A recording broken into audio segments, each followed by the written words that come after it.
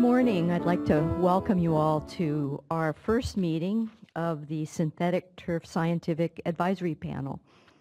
I'm Lauren Zeiss. I'm Acting Director of the Office of Environmental Health Hazard Assessment, or OEHHA.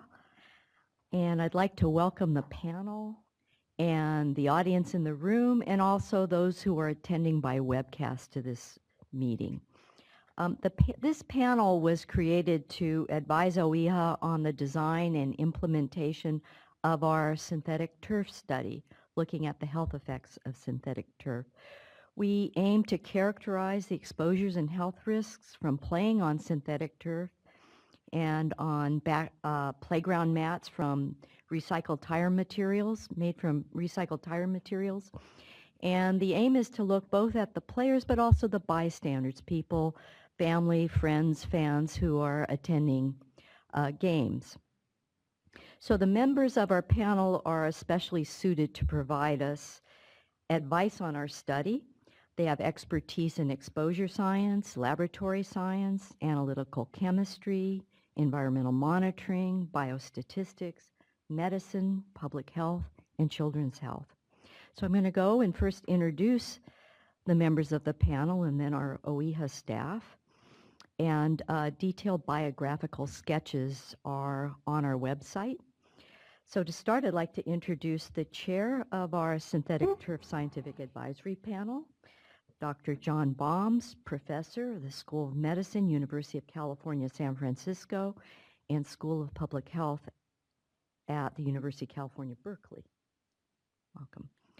And then on the far end, we'll just go alphabetically up the table here. So we have Mr. Ed Abel, Professor, Keck School of Medicine, University of Southern California. Dr. Debbie Bennett, Associate Professor, University of California, Davis. Dr. Sandy Eckel, Assistant Professor, Keck School of Medicine, University of Southern California. Dr. Amy Kyle would be to my left. We're expecting her any time now. And we'll introduce her when she comes. Dr. Thomas McCone, retired from UC Berkeley and now a senior staff scientist at Lawrence Berkeley National Laboratory. And then Dr. Linda Sheldon, also retired, was the associate director of the National Exposure Research Laboratory at U.S. Environmental Protection Agency. So welcome, everyone. So now I'd like to introduce our OEHHA staff. Alan Hirsch, Chief Deputy Director. I saw Sam Delson, our External Deputy Director. Carol Moynihan, our Chief Counsel. Melanie Marty, Acting Deputy Director for Scientific Affairs. David Ting, Branch Chief of the branch doing the study, the Pesticide and Environmental Toxicology Branch. Dr. Patty Wong, Section Chief of the Special Investigations Section. It's in her section that the turf study is being done. Dr. Jocelyn Claude, Associate Toxicologist in the Special Investigations Section. And then Mrs. Esther Baraja Ochoa, our support staff. So welcome our staff. So why are we doing this study? Well, I think perhaps many of you might have heard concerns about health effects from playing on synthetic turf made from recycled tires. And there's continuing concern that has been expressed. So we are conducting a study to evaluate the potential health effects of people who play on the turf as well as the bystanders. And California Recycle, which is a regulatory agency within the California Environmental Protection Agency, is funding our study. They handle and regulate recycled materials. OEHHA has conducted 2 previous studies on synthetic turf. We have reports published in 2007 and 2010. And other studies have been conducted on synthetic turf. And what we're doing here is trying to fill some data gaps and look much more closely at some of the issues. And Dr. Melanie Marty will be giving an overview of her study very shortly. So have a very challenging study plan, and we're honored and delighted to have our scientific advisory panel provide us input and advice on this study. So before I turn the meeting over to Dr. Baums, I just want to make a few announcements on logistics. So this meeting's being recorded, and we have two recordings. One, the state is recording. We are recording it in this room through our system, and we do have a second recorder by an independent party here.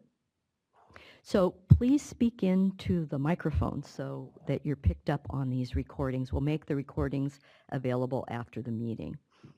We have drinking fountains and restrooms are located out the back doors and to the left down the hall. In the event of a fire alarm or any reason to evacuate the room, please leave by the lighted exit doors and go down the steps, and the meeting area is across the street outside. So we'll be taking breaks for lunch in the afternoon. We are inviting public comment. Each speaker from the public will have 3 minutes. We'll also have the opportunity for people who are attending the meeting by webcast to send in their comments, which will be summarized to the extent that time is available. So internet participants, you can send your comments via email to synthetic turf, all one word, at oehha.ca.gov. So now I'll turn the meeting over to Dr. Baums. Well, thank you, Lauren, and I want to thank all my fellow panel members for taking the time out of their busy schedules to participate on the scientific advisory panel for the OEHHA synthetic turf study. And I would just remind everybody at the outset that we're impaneled to advise OEHHA on the study, not to deal with the entire problem. So I just point that out when we get to public comments. It is a problem that a lot of people have been concerned about. That's why a study is being done. But our charge is to help advise OEHHA and advise OEHHA with the study. And with that, I think we should probably get going. I think the first item is for Dr. Marty to give an overview of the study.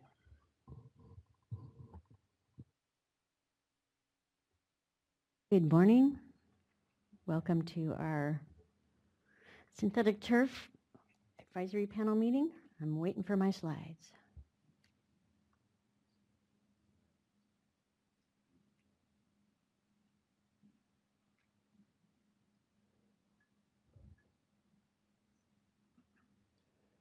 Thanks.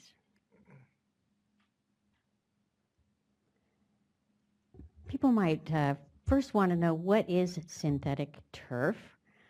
A lot of us know it from going to games and seeing it in the field. It's basically composed of a couple of parts. So there's the synthetic grass blades, which we all see as the green grass-like surface. They're designed to look like grass and to soften the play surface. Underneath that, there's a backing material that supports the grass blades. And then there's crumb rubber infill, which is provides cushion and allows the blades to stand up. So it's just loose in there, but packed tightly, but loose in between the blades. So this is what people are playing on an awful lot these days. And the crumb rubber infill, of course, is made from chopped up waste tires. So the crumb rubber or tire rubber is pretty complex material. It's got natural rubber constituents as well as a number of synthetic materials and additives. And I have to say that the variability in the constituents could be significant because the tires are made by different manufacturers, and you might have a tire that's designed to go 20,000 miles versus 40,000, and there's very likely a difference in the way those are made. The other thing that we're aware of is that the type and level of chemicals that might come off of crumb rubber is going to depend on not just the source of the material, but also the age of the field, weathering, and a number of other factors. So we're going to try to take that into consideration in the design of the study. Currently, we have a number of tasks laid out for this study. The first task has been ongoing. That's expert panel input, which is why you all are here. We've had 3 public workshops, which have been webcast and also in person. So 3 in person, where people just came in and we did a World Cafe style. So people could come around and talk to individuals from OEHHA and also other people that we got to help so that they can ask questions and provide comments on what their concerns were and what they thought we should be looking at. And those comments have been summarized and posted on our website. We've also been talking to a number of other agencies who are also concerned about this issue and have, in some cases, done some work. So the Connecticut Department of Health, New York, the US EPA, and others. And also we have talked to scientists at the National Toxicology Program to get their input on what might be the toxicity of chemicals in the crumb rubber itself. The second task is hazard identification, and for those of you who are familiar with risk assessment, this is basically the first step where you look and see what materials you have of concern, what chemicals of concern, and what are the potential toxicities of those chemicals that has already been published in the literature. So that's ongoing. Task 3 is figuring out how people might be exposed to chemicals while playing on the field. So that's exposure scenario development. Task 4, which is really what this meeting is all about, is to characterize the chemicals that can be released from synthetic turf and also playground mats, and to estimate human exposure. So task 4 has a number of subtasks, developing the procedures to analyze the chemicals of concern in both crumb rubber and also the blades, the artificial grass blades, to look at not installed or new crumb rubber that we're going to get from the manufacturers, to identify chemicals that can be extracted or emitted, and then to sample fields, actual fields that are in use, and do the same types of analyses of the samples already that have been out there weathering in various climates and to various degrees in terms of age. Then we intend to develop a protocol for future biomonitoring and personal monitoring. We will be reporting on the results of tasks 1 through 4, so there will be a report that's generated. And finally, we do want to do a health risk assessment using all the information we gathered in the hazard identification and exposure assessment phases. This slide depicts the study timeline, so you can see that hazard identification, task 2, is ongoing and will, of course, overlap some of the other tasks as we figure out what kinds of chemicals are emitted or extractable from these materials. And we're going to do both targeted sampling and some non-targeted sampling, which our staff will talk about in a minute. The whole project is slated to end by June 2018, so by that time, hopefully, we have a lot of information, and we have already conducted a health risk assessment, and we'll have drafted protocols for future study and biomonitoring. This map depicts California and the density of fields, of synthetic turf fields that are in California. So you can see a lot of them in the Bay Area and a lot in Los Angeles and San Diego, and then a smattering up and down the Central Valley. So the climate zones are there because we're considering field sampling in different climates where it might be very hot versus a coastal climate where it's cool and perhaps rainier. So far we've done a literature review and tried to identify data gaps. We've looked at a number of studies from the different states that I mentioned, our own 2 studies, also US EPA studies, 15 international studies, and 2 others that have published in the literature to identify chemicals that we should probably be looking at and looking for. and chemicals that we want to know a little more about in terms of their toxicity. We have identified data gaps, including that there's been a limited number of fields sampled, and I mentioned earlier the variability in the composition makes us want to sample more fields. There's also been a lack of assessment of multi-route exposure. So inhalation, several people have looked at what volatilizes off and might be in the air when the players are playing. Dermal ingestion and dermal exposure, and ingestion are that we want to add all three of those components. And then also there has been a limited number of chemicals that have been looked for in the existing studies. I mentioned we had several workshops, and this is really just a sample of the kinds of comments we got from people. These are moms and dads and soccer players and coaches and anyone else who is interested. One of the issues that came up, how many samples are you guys going to sample? How many fields are you going to sample? And how many samples are you going to take from each field? And where are the fields that you want to sample? So that's something we're going to talk about today. The variability of the crumb rubber itself, that came up from people worried about it. Are you guys going to look at inhalation exposure? So that was a frequently asked question, and a lot of people were concerned about small respirable particles that might occur as the crumb rubber starts to wear. So if you've been playing on the fields a long time, do you get these small respirable particles?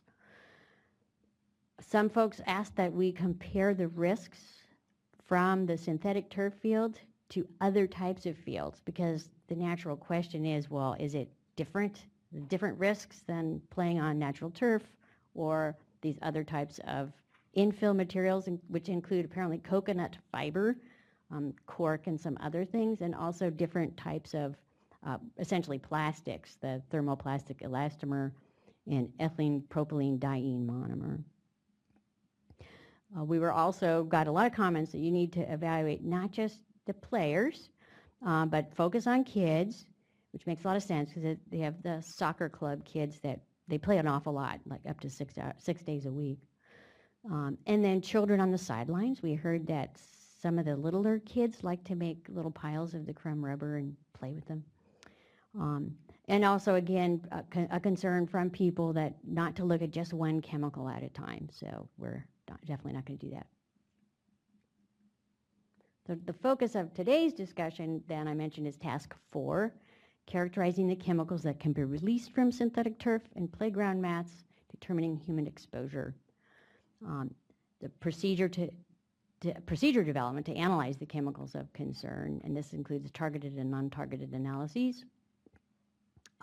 Looking at sampling new, that is not installed yet, crumb rubber, collecting the samples and doing chemical extracts and analyses, and then the field samples. So this would be used fields for getting the crumb rubber and blades from fields that are already in use.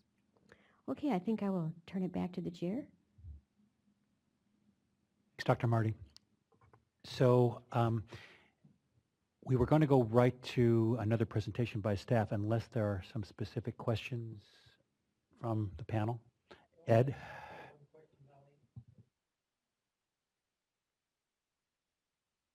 I have one question, Melanie, with regard to the focus of the discussion. So you sort of jumped right to 4, which is dealing with the chemicals and so forth, and jumped right over the exposure scenarios. So will we be then circling around and coming back to that, or is that all done, or where are we with that? Not done. We'll be circling back around with you folks to look at the exposure scenario development. That was an excellent clarifying question. Ed, any other? Actually, yeah, I have a question, and we were discussing this to begin with, is that when you're designing a study, you need to we need to understand the order of magnitude of how much California is going to spend on this, because it really does limit what you're going to do with a study. Yes, we could propose all 900 fields are sampled with 10,000 chemicals, but is that a question you're willing to answer, or? Sure. I'm looking at Patty because I don't remember the number offhand that we have right now.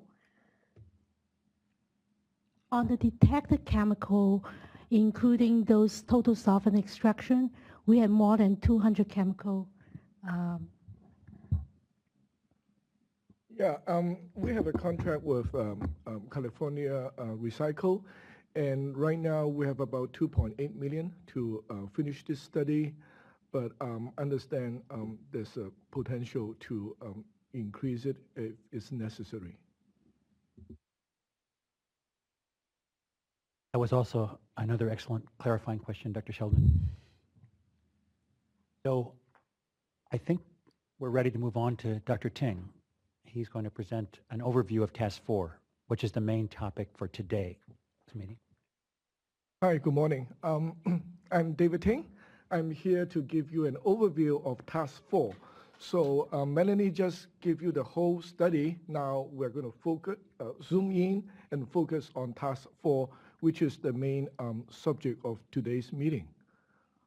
The purpose of Task 4 is to study chemicals that can be released from synthetic turf and playground mat, and the potential health impact of being exposed to these chemicals. And Dr. Marty talked about some of these data gaps we identified in the published studies, so I'm not going to repeat them. I just want to add that a lot of these studies used organic solvents for extraction, and that is a little bit harsher than biofluids. So we thought in this study we would try to use fluids that's closer to gastric juice, saliva, and other more reasonable aqueous solutions for extraction, so that to mimic human exposure.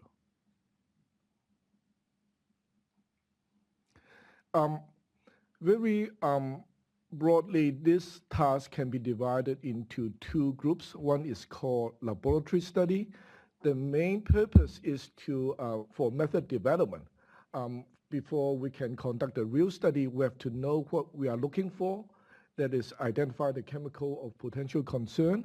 And also we need to develop sample treatment, chemical analysis protocols, have a standard methodology so that we can compare samples taken from different parts of the field, as well as samples taken from different fields across the state. And also the information accumulated can be also used for quality assurance, quality control purposes. For example, we will also conduct vulnerability and recovery studies so that we have a handle on the reproducibility and the quality of the data that can be generated by the protocols developed. The second part is the field study. It is really the main, one of the main focuses of this study. Here we want to collect samples such as chemical vapor, suspended particles, crumb rubber, artificial grass blade, and wipe samples from actual fields, again, across California. And in this study, we hope to find out, what chemicals people are exposed to or potentially exposed to, as well as at what level. And this information will be used in the subsequent human risk assessment to assess the potential health impact. So I will talk a little bit more about laboratory study as well as the field study. And later on, Dr. Patty Wong is going to give you more details and specifics about what we have in mind. Right now, for laboratory study, we are planning to use an installed material such as crumb rubber, artificial grass blade, and backing material. And they can be subjected to an exposure chamber study. Like we put a material in the chamber and heat it to a particular temperature, and we monitor the kind of the identity as well as the level of chemical that will be emitted from this chamber. The focus here will probably be more interested in what chemical will be emitted than the level, because it's a more artificial environment. The second part would be to use this material to use artificial biofluid such as gastric juice, sweat, and lung fluid to extract whatever chemical can be extracted from this material. This process is to simulate ingestion, skin contact, and inhalation. So at this time, we intend just to use the material as is. We do not think we will need to grind them up, but I would like to get your input on this particular issue, and then it will be followed by chemical analysis. And the chemical analysis could be divided in two parts again, targeted and non-targeted. Targeted chemicals, we are thinking of the chemicals that can be extracted by aqueous fluid and has been reported in the literature. So this is the chemical that we know. But we we anticipate there will be chemicals that we don't know, that, peaks that will show up in a gas or liquid chromatograph. And we intend to identify these peaks. Again, we expect this thing to be quite challenging. Depending on the number of peaks we'll get, it can be quite time and labor intensive. We would love to get your input and ideas about how to prioritize if that happens. We are thinking of maybe we can prioritize by the peak size or how frequent they are detected and things like that. And this slide only shows you the biofluids. Similar approach would be also applied to vapors emitted in the exposure chamber.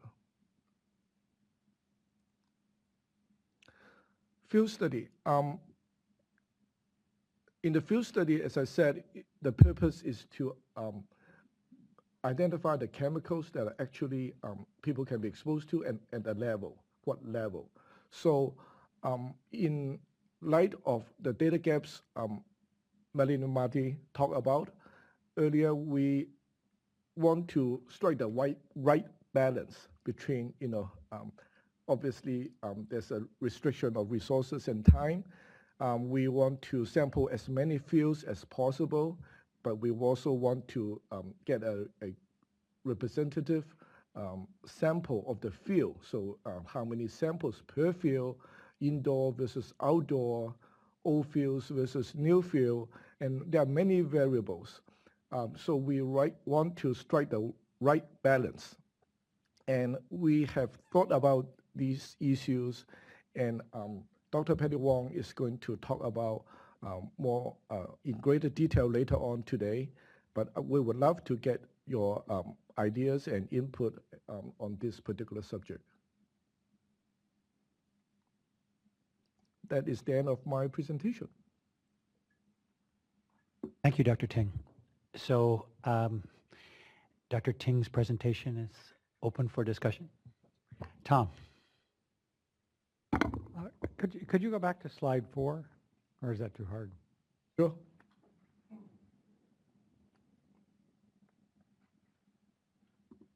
On the second point, the artificial biofluids, I think that's a good idea. I mean, because it's in the study, you not only want to find out, you don't want to just find out that there's hundreds and hundreds of chemicals. You really want to sort them out into what have a higher or lower potential for exposure. I guess the question or comment I have is you list gastric fluid, sweat, and lung fluid, and what's missing in this is anything related to dermal, like dermal lipids. And I think it would be very useful, and there are companies that make synthetic skin, and you can get proxy dermal lipids. We know the composition of dermal lipids fairly well, so you could put something together, and I think it would be very informative about the potential for going certainly into the lipids.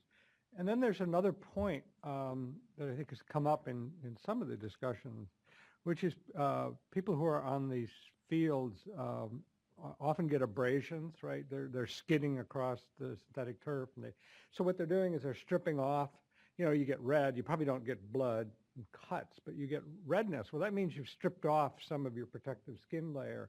So the skin barrier is reduced and the resistance to chemical uptake goes down. So it might be useful to not only add skin lipids, but also some way to account for this abrased skin, which is probably going to be a real shortcut for anything that might go in as somebody's skidding across which happens, I think, quite frequently on synthetic turf, is that people are skidding across the surface when they're playing. That's a very good question, and I just want to add that Dr. Patty Wong is going to give you a little bit more specifics about skin contact. Here, I'm only giving you an example of some of the fluids that we intend to use. And yes, some people mentioned that even suntan lotion may enhance the absorption of certain class of chemicals. Ed, do you want to say something? Questions, one which Dr. Wong may address, so it may be deferred. But with regard to the selection, you had said you were doing your laboratory studies on new material only. And so my question is, how have you sort of thought about, addressed, or framed the issue of sort of degradation and sun, heat, as the materials deteriorate? Would there be other chemicals that potentially could be released, and would you miss those by just looking at new factory fresh material? If I hadn't recognized Ed, I would have asked the exact same question. That's a great question also. Well, it can be addressed in two parts. First of all, it's a very difficult question. As we all know, environmental degradation of a material. Two parts. The first part is in the chamber study. As I indicated, we intend to use different temperatures. Some reports have said that these artificial turf can reach a very high temperature in summer in certain regions of California, like 105 or even higher. But in a controlled environment, we can test and find out the identity and the level of chemical vapor released from this material at various temperatures, set temperatures, and we can raise it to even higher than what is possible, like 120 or 125. So that's one part, and it is possible that we can also, in a chamber study, subject this material to other elements like ozone or even UV. That is a possibility. Again, this is an area that we would love to have your advice and input. The second part is that in a field study, we intend to look at old versus and as well as new fields and try to see if there's any difference. For example, some chemicals only show up in new fields or newly installed fields, and some chemicals would only show up in fields that are like a couple of years old. But bear in mind, these materials are recycled products. So by nature, they have a very high variability. So that is another concern. Comments. One, with regard to temperature, I think that's excellent, but I think there probably is some data that suggests that, in fact, turf side temperatures can be up in the 120s or higher. So I encourage you to sort of look and see what their ranges are, because I think they're considerably higher than 105. And so there may quite be some other issues going on there that you want to capture. Secondly, as Dr. Baums will appreciate from his history in doing this sort of research, I think, in addition to temperature, we'd certainly be interested in sort of photolytic and photochemistry, ozone, so other issues, particularly in many areas of California, in the inland valleys and Los Angeles, et cetera, and how that may degrade and change some of the chemistry about what you might be seeing in terms of release. And so I'd encourage you to sort of think about that as well. Just to amplify on what Ed just suggested, in my controlled human exposure chamber at San Francisco General Hospital, where we did a lot of ozone studies at high ambient levels, and we'd have to replace parts that were plastic, synthetic rubber, because of the ozone degradation over time. So yes, I think it is an issue. And the second question, which may have been deferable to Dr. Wong, is this question of understanding sort of where and how we're going to do the sampling and which fields. It seems like there may be some demographic or proportional distribution information of how many indoor and outdoor fields there are across the state, and how you're going to partition what you're doing where, and maybe even some insights into what the population usage rates are and the relative things. Because I know ultimately, although we're going to encourage you to sort of sample everything everywhere, there are going to have to be some decisions made. Yeah, ultimately we try to do our best. We understand there's a lot of variability in terms of density and regional distribution of these fields. So we're still in the process of gathering all the information. We have data for all the outdoor field. We're still looking for the indoor field as well.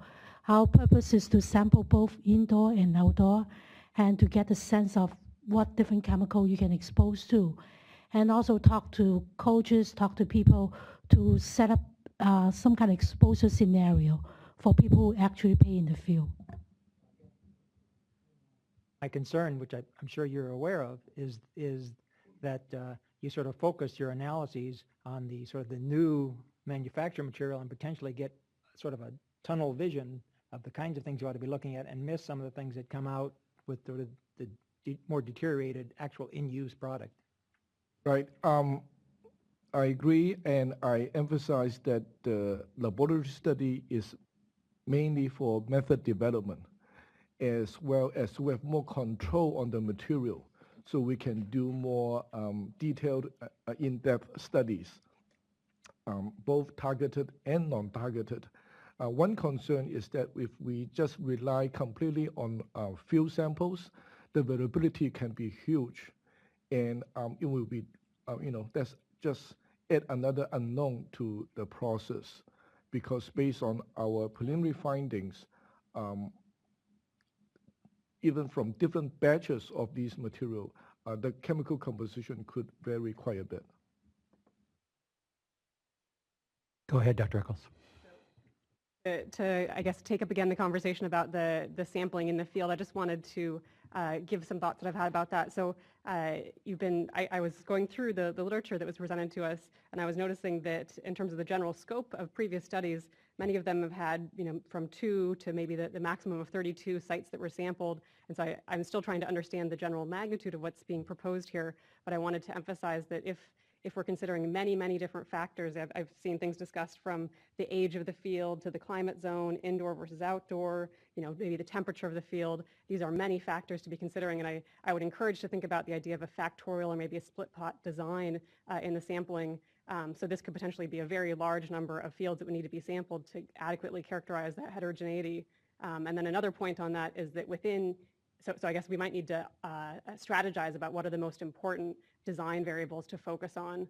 And within each of these strata, we want to make sure that we get replicated field samples, because there could be unmeasured confounders. If we only take one sample within each strata, that could be a major problem. Right. That's exactly the kind of advice we're looking for. Yes, and thank you, Dr. Eckel. You also brought up something I was about to bring up, but much more eloquently in terms of the statistical issues. I think, just to underscore, Dr. Eckel's comment is very important and is really a crux question, a crucial question in terms of answering, how many samples and where. Any other questions from the panel? Oh, sorry, Dr. Sheldon. So are we going to discuss again, or is this the only time, the use of this artificial biofluid? Because I have a lot of comments about it, but I'll save it for later if this is only an overview. Okay, And I'll save Dr. my Betty comments Wong then. will give you a lot more detail. Yeah, okay. My one comment is that I believe the laboratory study is to help you identify which are really the chemicals of concern. And when it comes to the semi-volatile organics, you're not going to extract any of them with a water-based biofluid, especially if it has salts and other materials added.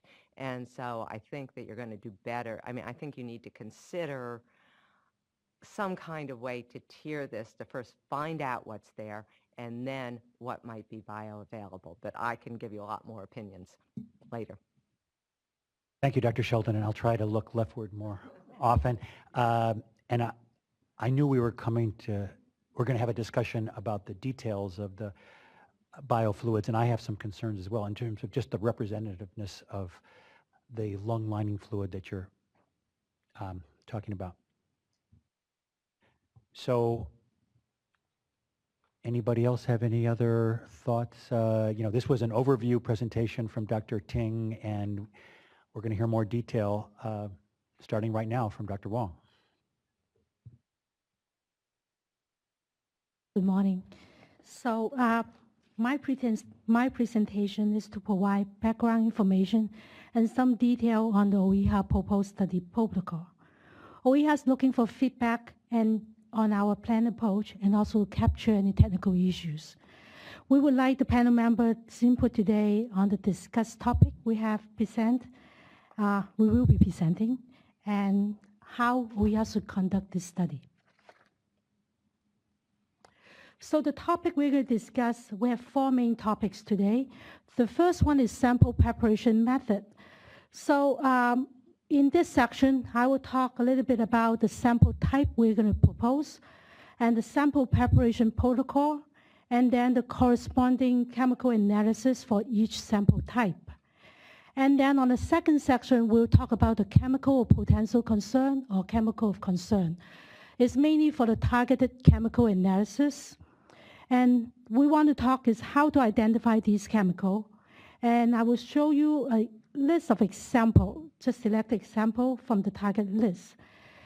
On the third section, we'll move on to the target and the non-targeted chemical analysis. I will briefly name the various standard analytical methods that we are planning to apply for the targeted analysis, as well as some of the non-targeted analysis OEHHA has identified through our literature search. In the last section, I will go over the field sampling. I will show you a couple maps of California, and we will talk about the criteria that we are planning to select these fields in order to support a representative study on the field in California. Then I will discuss taking a soccer field as an example, how our sample strategy will be for the soccer field. We will discuss composite sample versus individual sampling. So let's start our first topics, which is the sample preparation method. This table shows the type of sample we are planning to collect. We want to collect both the bulk material and also air sample to support risk assessment of exposure of potential human exposure to chemical release from the synthetic turf field. So this is our goal. So we have proposed to collect both uninstalled material as well as the infill material. The bulk material including,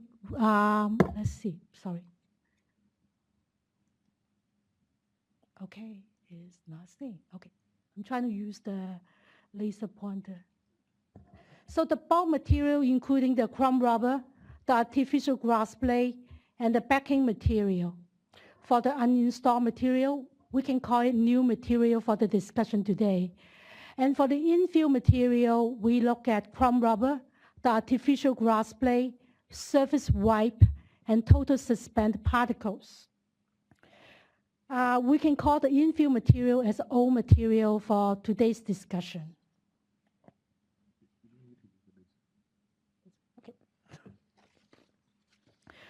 So the backing material, we're expecting chemical coming from the backing material probably is going to end up in the surface wipe and also in the total suspended particle. Overall, the new material is used to guide the extraction method and analytical method development, and which help us to plan for the field sample analysis when it comes to the field study. So we anticipate that both the new material and the field sample data can be used for the risk assessment purposes. As shown in the table here, the bulk material will undergo biofluid extraction to simulate multi-route exposure of people while they're using the synthetic turf field. Gas emission from the exposure chamber study, which is the last row of the table, as well as fuel air sample. These will undergo cryogenic purge and trap, mainly concentrating the chemical in the air for chemical analysis by using GCMS. So there's not much of work in terms of developing methods for preparing gas sample. So we will focus this topic on just the bulk material using biofluid extraction for this time.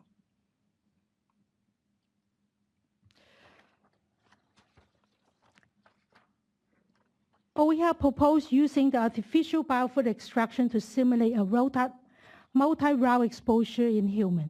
This diagram here shows an overview of the sample preparation and analysis. The bulk material, both new and used infill material, will be subject to biofluid extraction. We'll go over the extraction protocol in just a couple more slides. The biofluid extraction, air sample, and the gas emitted from exposure chamber will undergo targeted and non-targeted analysis, which we'll discuss in the later sections.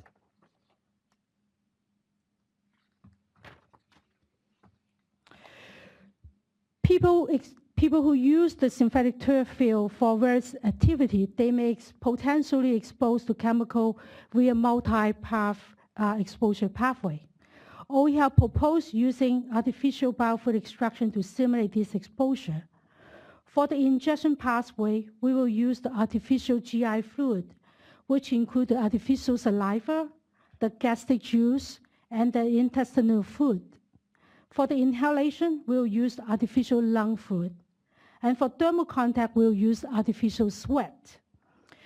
During our public workshop, we have received a few comments, multiple comments, on some parents. They mentioned that the soccer player, when they practice or when they doing game competition, their fine particle, black particle get under their eyelid. So they are concerned that there can be potential eye contact to this material.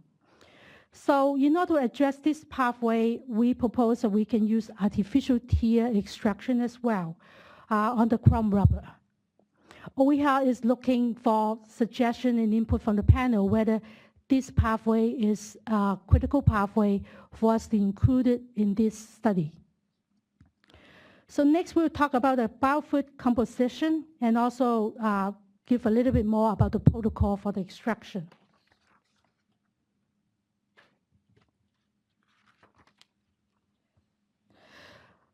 Pavlonis and his co-worker published a study in 2014, and the group assessed the bioaccessibility of synthetic turf material. So OEHHA proposed using their biofluid composition in this paper and the extraction protocol for our study. This table here shows the composition of the artificial GI fluid for the ingestion pathway modeling or simulation. They are aqueous solution containing salt buffer and some selected protein in some of the elementary compartments. OEHHA will work with our contracted laboratory to optimize the enzyme type as well as the content of these buffer in terms of looking at the chemical extraction efficiency. Today we are looking for the feedback from the panel on the composition of these buffer and the condition.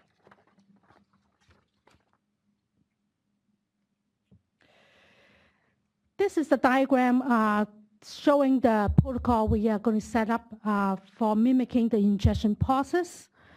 Bulk material will be incubated or extracted according to this protocol. The blue arrow here first show a sequential extraction paradigm. So first we'll incubate the bulk material briefly with saliva for 5 minutes, agitation, body temperature. And then the mixture, the total mixture will be transferred, combined with gastric juice. This is to simulate the swallowing process during the ingestion pathway. The gastric content will then be mixed and then incubated for the time period here shown, and then added to the intestinal fluid. So this will simulate the gastric emptying process along the GI tract. So in the last step, the extract will be the extract will be separate from the bulk material, and the extract will be subject to chemical analysis. OEHHA is planning to examine the chemical release also in each fluid, which is represented by the orange or the yellow arrow here. So the material will be individually extracted with each biofluid. The goal is to look at potential availability for each compartment and also local absorption in each compartment in the GI tract.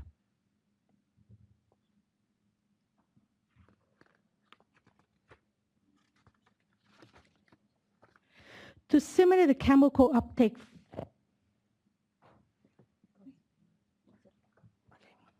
Welcome, Dr. Kyle, but you're going to have to go around.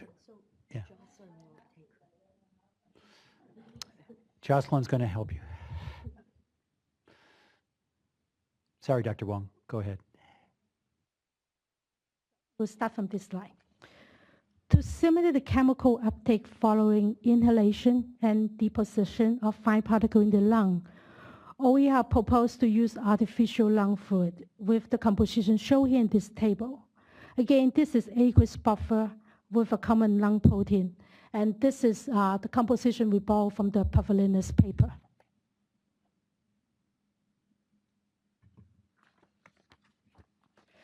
The flow diagram here shows the proposed inhalation stimulation.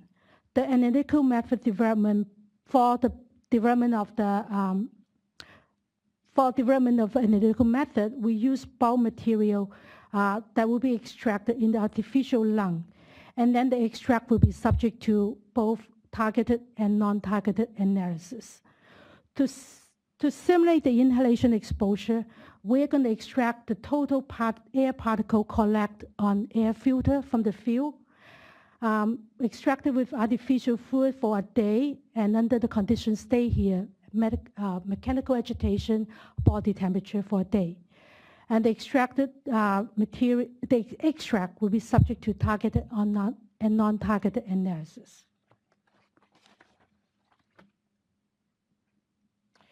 The next one is the thermal and eye contact exposure. The two tables here show the proposed composition of artificial sweat and also potentially the artificial tears. These fluids will be used. These fluids are also aqueous buffer.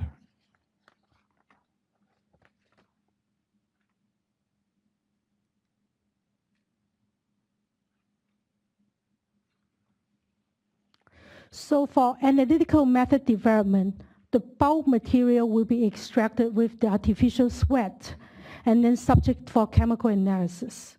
This is the setup for the field sample analysis. To simulate thermal contact in the field, the wipe sample, the surface wipe, will be extracted with artificial sweat. And the extract will be subject to targeted and non-targeted chemical analysis. To save time today, I would not go in detail about the eye contact simulation. Basically, we are planning to use artificial tears with a very similar extraction paradigm shown here. The extraction we are proposing is about 2 hours under the same condition. Again, all the extracts will be subject for targeted and non-targeted chemical analysis.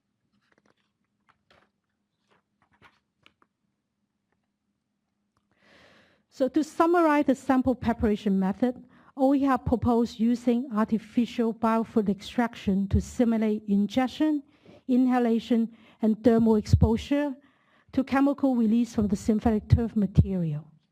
Eye contact exposure can be done similarly. We are asking the panel to provide input if eye contact exposure should be included in this study. Also, we are looking for feedback and input from the panel on these questions as well. Are the proposed biofluid composition appropriate for the study? Are the extract protocols sufficient? Are there other physiological conditions we should be considered and model, including like just finish eating in an hour or two, people who go into field and exercise with almost an empty stomach or partially empty stomach, and people who are under heat stress like they're playing soccer in the hot summer. So if so, how should we model this kind of physiological condition? So we turn it back to Dr. Baum. Thank you, Dr. Wong. And before we take questions from the panel, introduce our last panelist, Amy Kyle, who is my colleague at the School of Public Health, University of California, Berkeley. Amy is Associate Adjunct Professor of Environmental Sciences and my longtime colleague. So welcome, Amy. So I will look leftward first. Dr. Sheldon, do you have any comments at this point? Yeah, again, I alluded to it before. I'm really worried about using just the biological fluids for extraction. I think that if you look at when the public talks about, um, the issues with synthetic turf and exposures, I think they have three concerns, and I think you've already laid them out. Are we getting the right materials and the right fields? Are we missing all the fields that are high exposures? Are we doing the right chemicals? And have we exhaustively been able to look at the right chemicals? And are we looking at the right exposure routes? And I just worry that, actually, if you look at that, the Balanis paper from OEHHA, if you look at the results for the PAHs, there was not a single PAH detected when you use the biological fluids. And so I think that this is bringing it, yes, it might be more realistic to begin with, but it's really going to mean that you may potentially be missing a lot of chemicals that are there that the public is still, there's still this feeling of you just aren't looking for the right chemicals. And so I do think there needs to be sort of a tier to go with it.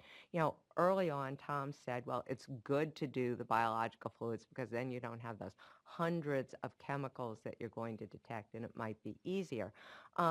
I think as a first pass, you might do some modeling as to, what chemicals might cross the dermal barrier, what chemicals might go in. At EPA, we had developed some very rapid models to do it. It doesn't mean that that's the final approach to take, but at least it gives you an opportunity to say, I've got these hundreds or thousands of chemicals, which ones might be of concern, and then how do I address them? Also, with these biological fluids, there's the issue of metabolism. Where does it metabolize? And, right now on the bulk material, it hasn't metabolized, but once it's metabolized, that's what makes it more water soluble. And so I think that this just needs to be thought about considerably more. Tom, you had your hand up before. I want to continue a little bit on the same point. Maybe it's useful. And what concerns me, and I think it really just sort of adds on to what Linda is bringing up, Dr. Sheldon is bringing up, is when I look at your compositions of saliva, gastric juice, and intestinal fluid, there's something very important missing, and that's lipids. And these compounds are all pretty high lipid-loving, high KOW. Now, these are synthetic, but you got to get close to the real thing, and it's the lipids that are going to matter. Saliva is somewhere around, it's probably only, I think, 20 to 30 parts per million lipid, but that's an important component because that's where all the chemicals are going to be. Gastric juice, well, unless somebody's not been eating, your stomach and your intestines are going to be full of lipids, right? Because it's part of your diet. And then even sweat. Even if you thought sweat was the right proxy for dermal contact, sweat has lipids in it too. And your artificial sweat is just kind of the salt solution part, which is probably going to end up with non-detect because these chemicals aren't going to be in there. So even if you wanted to do sweat as the biological fluid, you got to add a little bit of lipid to make it realistic for this context. And then your skin is just coated. There's a layer of lipid across the top. But I would go to, in terms of the modeling, it might be more useful to start without trying to do the biological fluid, to just do some partition coefficient measurements or check that out, because that's going to be the foundation of any model that would be appropriate for saliva, gastric juices, and dermal uptake. Actually, to add to it, this is a sort of not a scientific thing, but if you're just extracting with a more rigorous extraction, doing it once, then you don't have to do all these multiple extractions, and then it can lead you, might make it more efficient, but then it helps you to winnow down to where you're going. So I just wanted to add a bit about artificial lung fluid, which I know a little bit about. And there's at least some lipid in here. But first off, depends on the size of the particles where they deposit. And airway lining fluid has a lot of lipid in it in terms of mucus. And so you're trying to model lung lining fluid, and that's appropriate for very fine particles that'll make it down to the deep lung, but many particles will also deposit on the airway lining fluid. So that's number one. And number two, even for the deep lung, many studies that try to look at deposition of particles and what comes off those particles come up with two different types of lung lining fluid. So there's the epithelial lining fluid, which is what was modeled in the paper by Loy and colleagues. Loy being the senior author. His name is easier for me to say. But alveolar macrophages are the other cell that comes in first contact with inhaled particles. And the phagolysosomal environment is quite different than lung lining fluid. And for one thing, it's very acidic. I realize with the gastric fluid, you are modeling the effect of strong acid on these particles, but the ingestion route is different than inhalation route. So I actually think when you get, first of all, I agree with the tiered approach that's being suggested by Dr. Sheldon. Second of all, I knew that my colleague, Dr. McCone, was going to bring up the lipid barrier in the skin because he has expertise in that regard. And I think if you're really interested in modeling what occurs through the inhalation route, you have to consider both lining fluid in the airways above the alveoli, and in the alveoli, there's really two different types of fluid that are important, because particles will be ingested, phagocytized by alveolar macrophages, and then immediately surrounded by a phagosome, and lysosomal enzymes will be pumped into that phagosome, and that's going to do different things to particles than the normal alveolar lining fluid. So I know that Dr. Bennett has some comments here.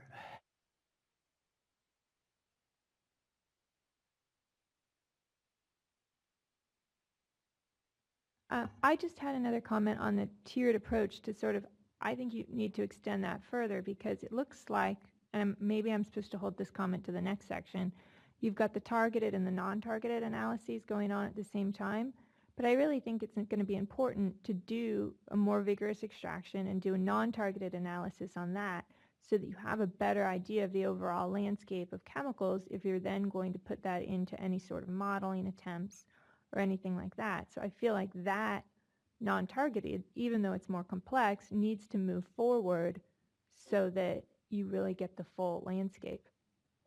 And then I had another smaller comment on the eye exposure, because I know that it had been brought to you through the public comment, but I'm really wondering if it's being interpreted as the correct concern, because my immediate concern with bits of foam rubber, this crumb rubber, getting under the eyelid would be the damage to the eye itself from scratching and that sort of thing. And I'm assuming that's not part of this office, but it should be acknowledged that somebody should be looking at that sort of concern, because I think that that would be another concern that the public might really have, rather than what's being extracted by the tear fluid and absorbing into the eye.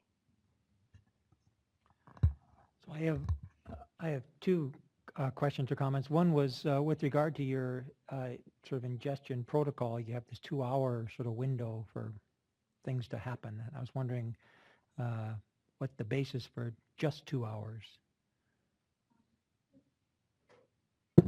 The 2 hours for the gastric emptying time, and then will be one whole day in the intestinal extraction. There's a biological support. It's kind of mimic the biological process.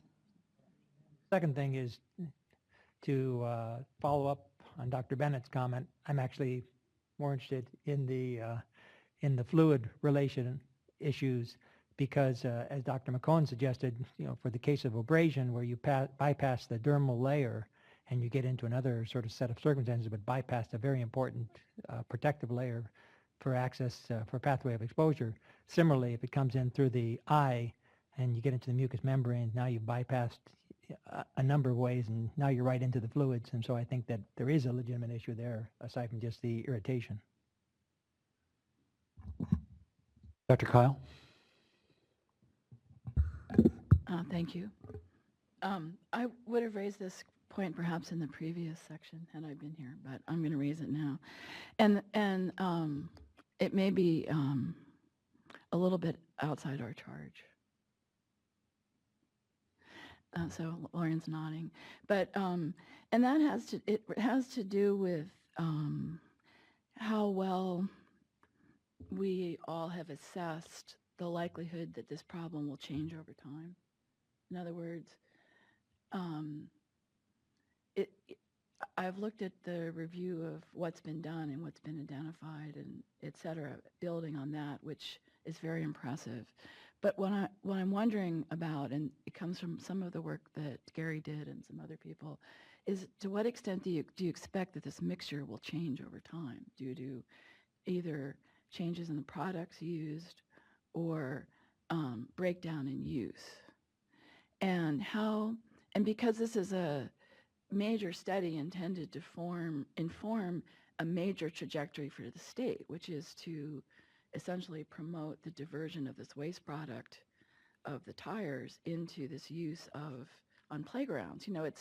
It's something that will continue. I think around a little bit of what we know and what we propose to, will this be true 2 years from now? And if not, then can we think about that now rather than then? And so I realize it, most probably falls under chemicals of concern, but it may also fall a little bit here of how much do we know about how much this product is likely to change in terms of its formulation over time, and how does that influence what you conclude about it? Is what we're seeing out there being used now the same as it was 5 years ago, or is there a lot of change and reformulation? I know there are a number of different varieties of this stuff, and I'm just wondering if that's something that's been looked at all. Because that would sort of, if it changes a lot over time, then I might think about it differently than if it doesn't, in terms of how useful this will be over time and what else we have to worry about that we're not worrying about now in terms of classes of chemicals, et cetera, and how much this can be narrowed down versus broadened out, and whether there needs to be some revisiting of whether we got everything. So there are two things. One is the product itself as it's manufactured, and then also as it breaks up and degrades and is out in the sun or whatever over time. Do we think that what's installed this year will be different 5 years from now in any significant way? Dr. Ting, are you going to take that on? I try to answer your question. We designed the study to, we realize this material has a lot of variability because it's a recycled material. In addition, different manufacturers may have different processes in making their product. And on top of that, as we just talked about, there are weathering and all kinds of aging effect that can change the identity as well as the level of chemicals released from this material. But we can study we try to study this current situation, and you are asking us how this may change in the future, and this is an unknown. I guess we would do our best and give you the current situation, and we may even, based on if we know the future composition, extrapolate a little bit about what the future can be. But there's a limit where we can extrapolate into the future. We don't know the future. Dr. Bennett? I had one more question on the wipe collection that then goes into the artificial sweat extraction, I'm not, it doesn't really state what the procedure is that would be, but I would imagine given the types of contact that the players are going to have with the field, the pressure that you would want to apply would need to be quite great and probably greater than you would for a typical indoor scenario. We haven't looked at the very detail on how harsh you're supposed to wipe it, but we are working on some kind of standard method if we can as a starting point. And of course, when we develop this study, we look for different parameters. How hard you wipe it, the surface you wipe it, it has to be consistent, and we compare between how many times you wipe it back and forth and horizontal versus vertical, so that we will study the difference. We try to capture it. So I think it was Dr. Sheldon, maybe Dr. McCone as well, that brought up the issue of metabolism. Might we spend a little more time on that topic? Because it's really not being considered at all under the current plan. I mean, I do think once you've decided on your target chemicals, then you really do need to say, you know, I've always said that the role of exposure science is to estimate dose at the target. It's not just at the individual surface. So what that means is you've got to be able to estimate all the ADME parameters. That being said, I personally do not estimate metabolism. I just think it's very important. Well, I know But Tom does. Yes, I know Dr. McCone does.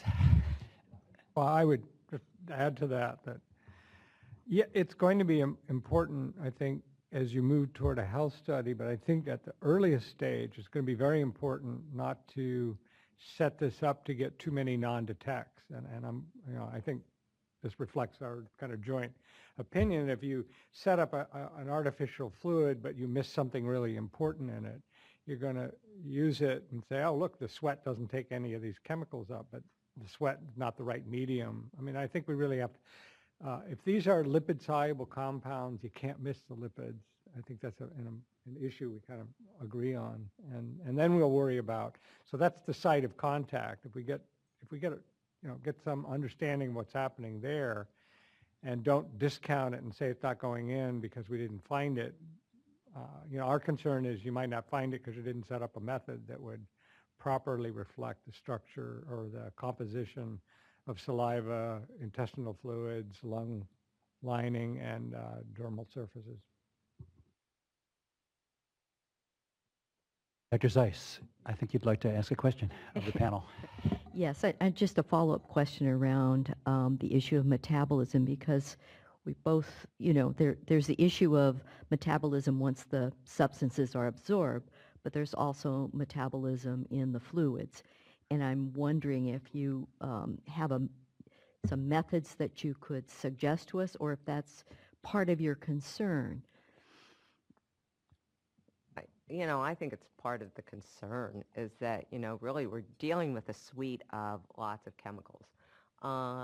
And each of them, as we know, there's variability in how they behave.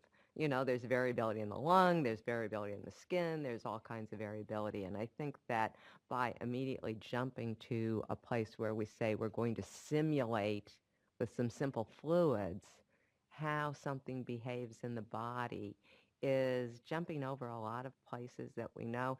And I will also say, and I agree with Tom, I call them goose eggs. You hate to do a study where you get nothing but goose eggs because you can't say anything about it. And I just think that it's really important for us to be able to understand what's going on. Also, I do want to comment on your comment about changing composition. In the early 80s, and all kinds of products for those that can remember, or who were around then, and if they were around, if they can remember, is that there were a lot of toxic VOCs, carcinogenic VOCs, benzene, chloroform, trichloroethylene in all the products that we used. Actually, people did lots of emissions tests. showed that they were there. And that's really what changed sort of the formulation of products. I think here it's very important, if there is really a problem, to be able to understand what is causing the problem, so that if people want to change how synthetic turf is used to make it safe, that they can. And so I don't think you need to worry about the future. I think let's worry about what the problem is now, if there is a problem, and then that gives people information to how to change it. Did I answer your question, Lauren? Oh. Any other questions or comments from the panel before we move on to targeted chemicals?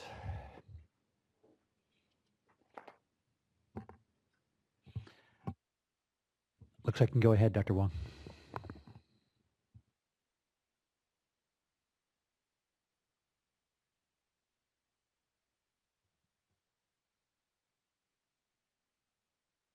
So for this discussion section, we'll focus on selecting targeted chemical or the chemical of potential concern for targeted chemical analysis.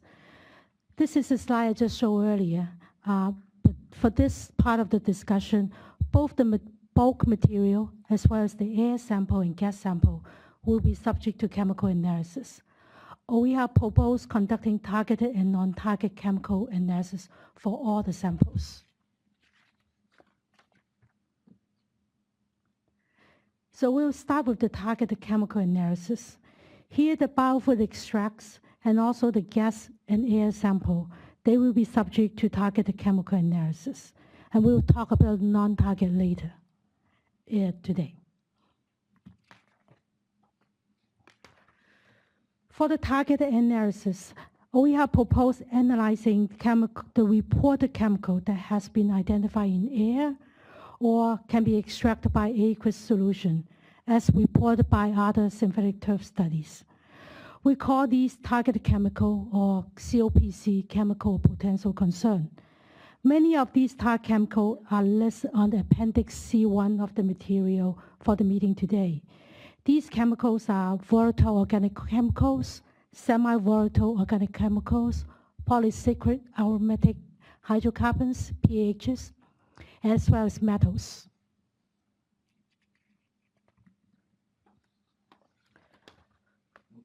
The goal of this section is to identify COPC, targeted chemical, for the target analysis for the field sample.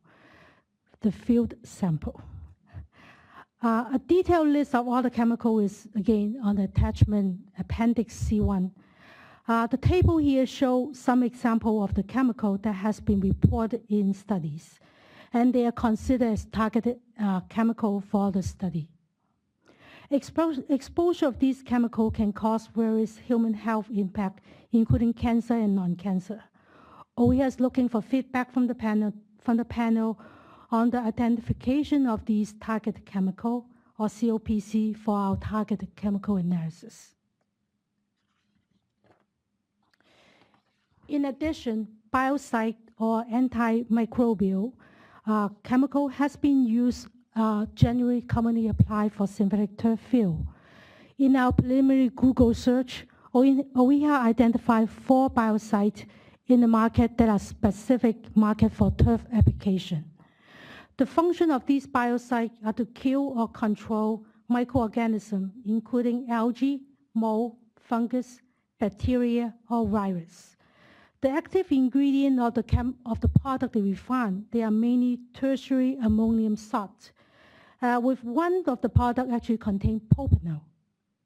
So our question to the panel is, shall this class of chemicals be considered as a COPC for our targeted chemical analysis?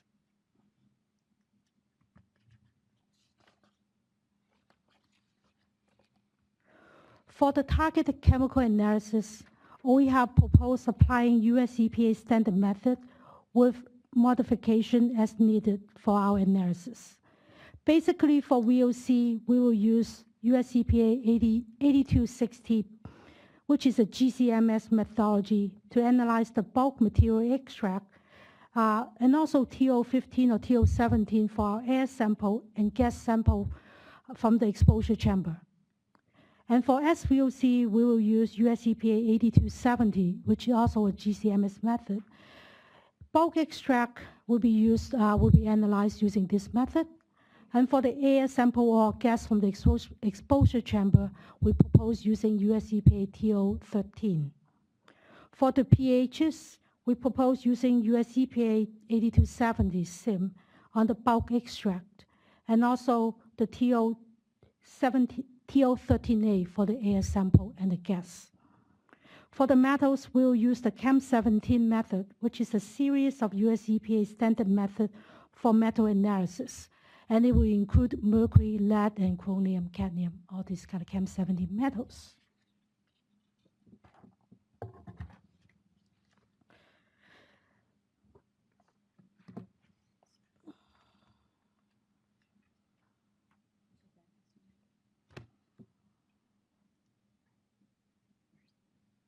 Where's the questions? Okay, we have a little bit of sequence. Okay. To summarize, we have proposed to conduct targeted chemical analysis to quantify chemical that has been detected in synthetic turf studies or Thai studies. And this chemical has been shown in the air or extractable by aqueous solution. We will use standard chemical analysis protocol with modification if needed. We are looking for input from the panel on these questions. Are these the right chemical to target? What other type or other class or other chemicals should we consider? How about lipid-soluble chemicals that would go through the skin barrier, especially when we apply sunscreen? So how do we capture these chemical uptake? So we have a little bit discussion on it. So with now, we go back to the panel.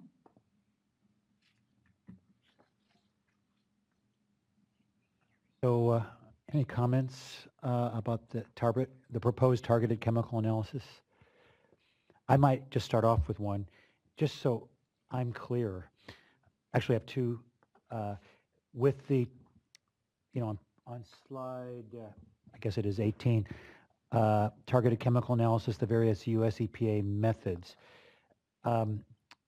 So are these the extractions going to be with solvents or, following this or is this just an analytical protocol? Is the protocol we propose using the biofluid extraction. Just biofluid. Okay, so we still have the same issue as we did with the non-targeted in that regard. And then in terms of the biocides, just for my clarification, this is what's sprayed onto the fields, or is it in the product? Are they in the products to start with? It's sprayed on the field as a maintenance purpose. Yeah, that's what It's I thought. frequently sprayed. I don't know. Just want to clarify, we've heard that some fields use biocide and some don't, and we don't know which one. So this is just an example to show you this material could be used, but we're not saying they're all using it. Understand. So, Dr. Sheldon, do you have any comments? Yeah, I sort of thought so. That's why I started with you. So let's see, where will I start? With the biocides. I've never tried to analyze those, but that looks like it is a group of chemicals that is going to be difficult to analyze. Anything with amines are always difficult to analyze. It's got to be an LC procedure, but it's not the same kind of standard procedures that you have here. When the question was first asked, I was like, oh, sure, yeah, that's a good idea to look at the biocides. I think you've got to look pretty carefully at what method might be used for the biocides. As far as that, I will say that when we talk about targeted chemical analysis, I also agree with Debbie that I think you first need to do the untargeted analysis and see what is there. Over my last few years at EPA, one of the areas that I kept thinking about was what I call analytical space. Our standard methods only cover a very narrow space of chemicals, and it's hard for us to look for the others. And we started looking at non-targeted with high-resolution LC mass spec methods. and then looked at then we took our ToxCast list of compounds to merge them with to see if we could get something out of it. I think that, again, as Debbie says, you really need to do your untargeted first and then say, what is it that I want to target? As far as these methods are concerned, I think all of them are adequate, for the for the chemical space right now you've identified because that's how they were identified. The thing about methods is that they're all good. It's not just, it's part art and part, sort of science, and I would make sure that the lab that I am selecting to do that analysis, I would talk to them about what method they do, what are their performance specifications, and which chemicals are going to drop out from that analytical method. And I think that most of these, they go to a performance standard. How well can you perform these, not which method it is? Because if a lab is used to one method, they'll do that well, and they may not do the other method well. The other thing is that if there is anybody else that's going to do studies, you should probably try to do a very similar method to what other organizations are doing, because you don't want Cal EPA to get results that somebody else gets different results, and it's because of a difference in methods. And so I think that you need to be very careful about that. Might just interject. I guess I'm done now. No, I was just going to interject at that point. You don't have to be done, because I just heard that there is a federal study that's being considered. So I think your point about sharing methods and approaches is really key. You don't have to be done. I just wanted to interrupt there. I'll let somebody else go, and then I'll think of something. Oh, wow. Multiple hands, or just maybe Melanie? I just wanted to say that we are talking to the feds to try to do as much with them as possible, so to this issue of using standardized methods. Thank you. I really appreciate that.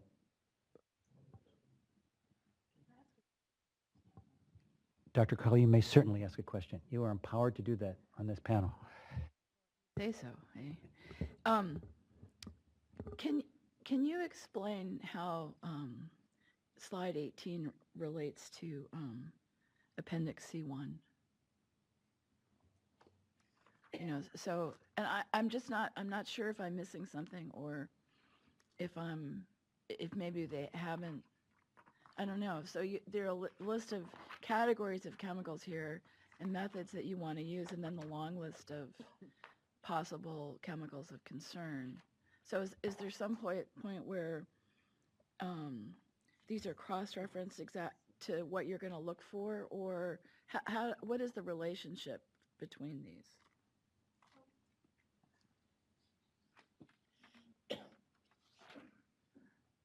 On the Appendix C, actually the C1 is all the chemical. When we do the literature search, any of the reports say they have a detection on a chemical, we put it in that table. And then we put down what solvent they have extracted or what media is show up. For example, if it's an aqueous versus a rainwater, organic solvent extraction is in the table Appendix C1 or in the air. And then we pull out some of the example that is pleasant in air or aqueous extraction in the slide number 16. So these are the examples of chemical that we proposing as a targeted chemical. So it has been shown in Thai study, in synthetic turf study, in crumb rubber study. This chemical has been shown detected in air or in aqueous media extraction. So may I just follow up? Yeah.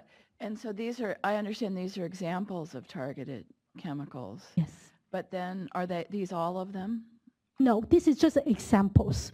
So we pull out some of the chemical from C1 to show some of the chemicals.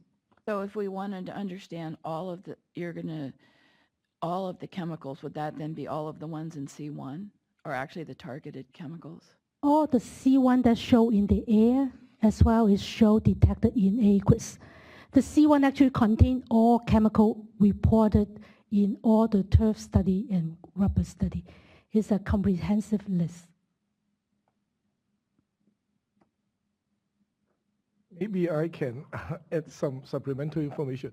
I think what's in the C1 are all the studies, and some studies they use organic solvents for extraction, and some use aqueous. So some of the chemicals, at least as far as we are concerned right now, that they may not go into the chemical concern list. But hearing from the panel, that obviously that list can change when we add lipids and other material to the extraction fluid. Does it help?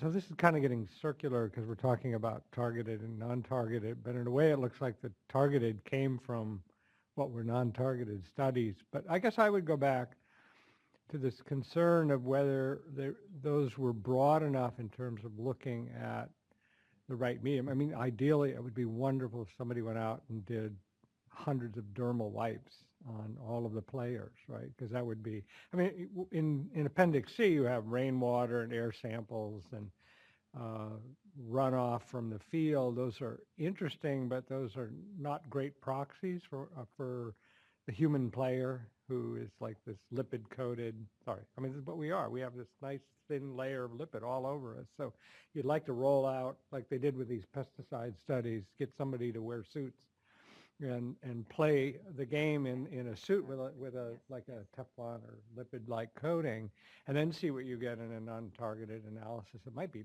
very different from what you would get from rainwater.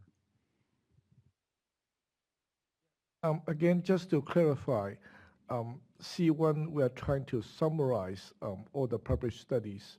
We are not saying that all the information are relevant or useful. Just try to give you a broad overview of the published studies.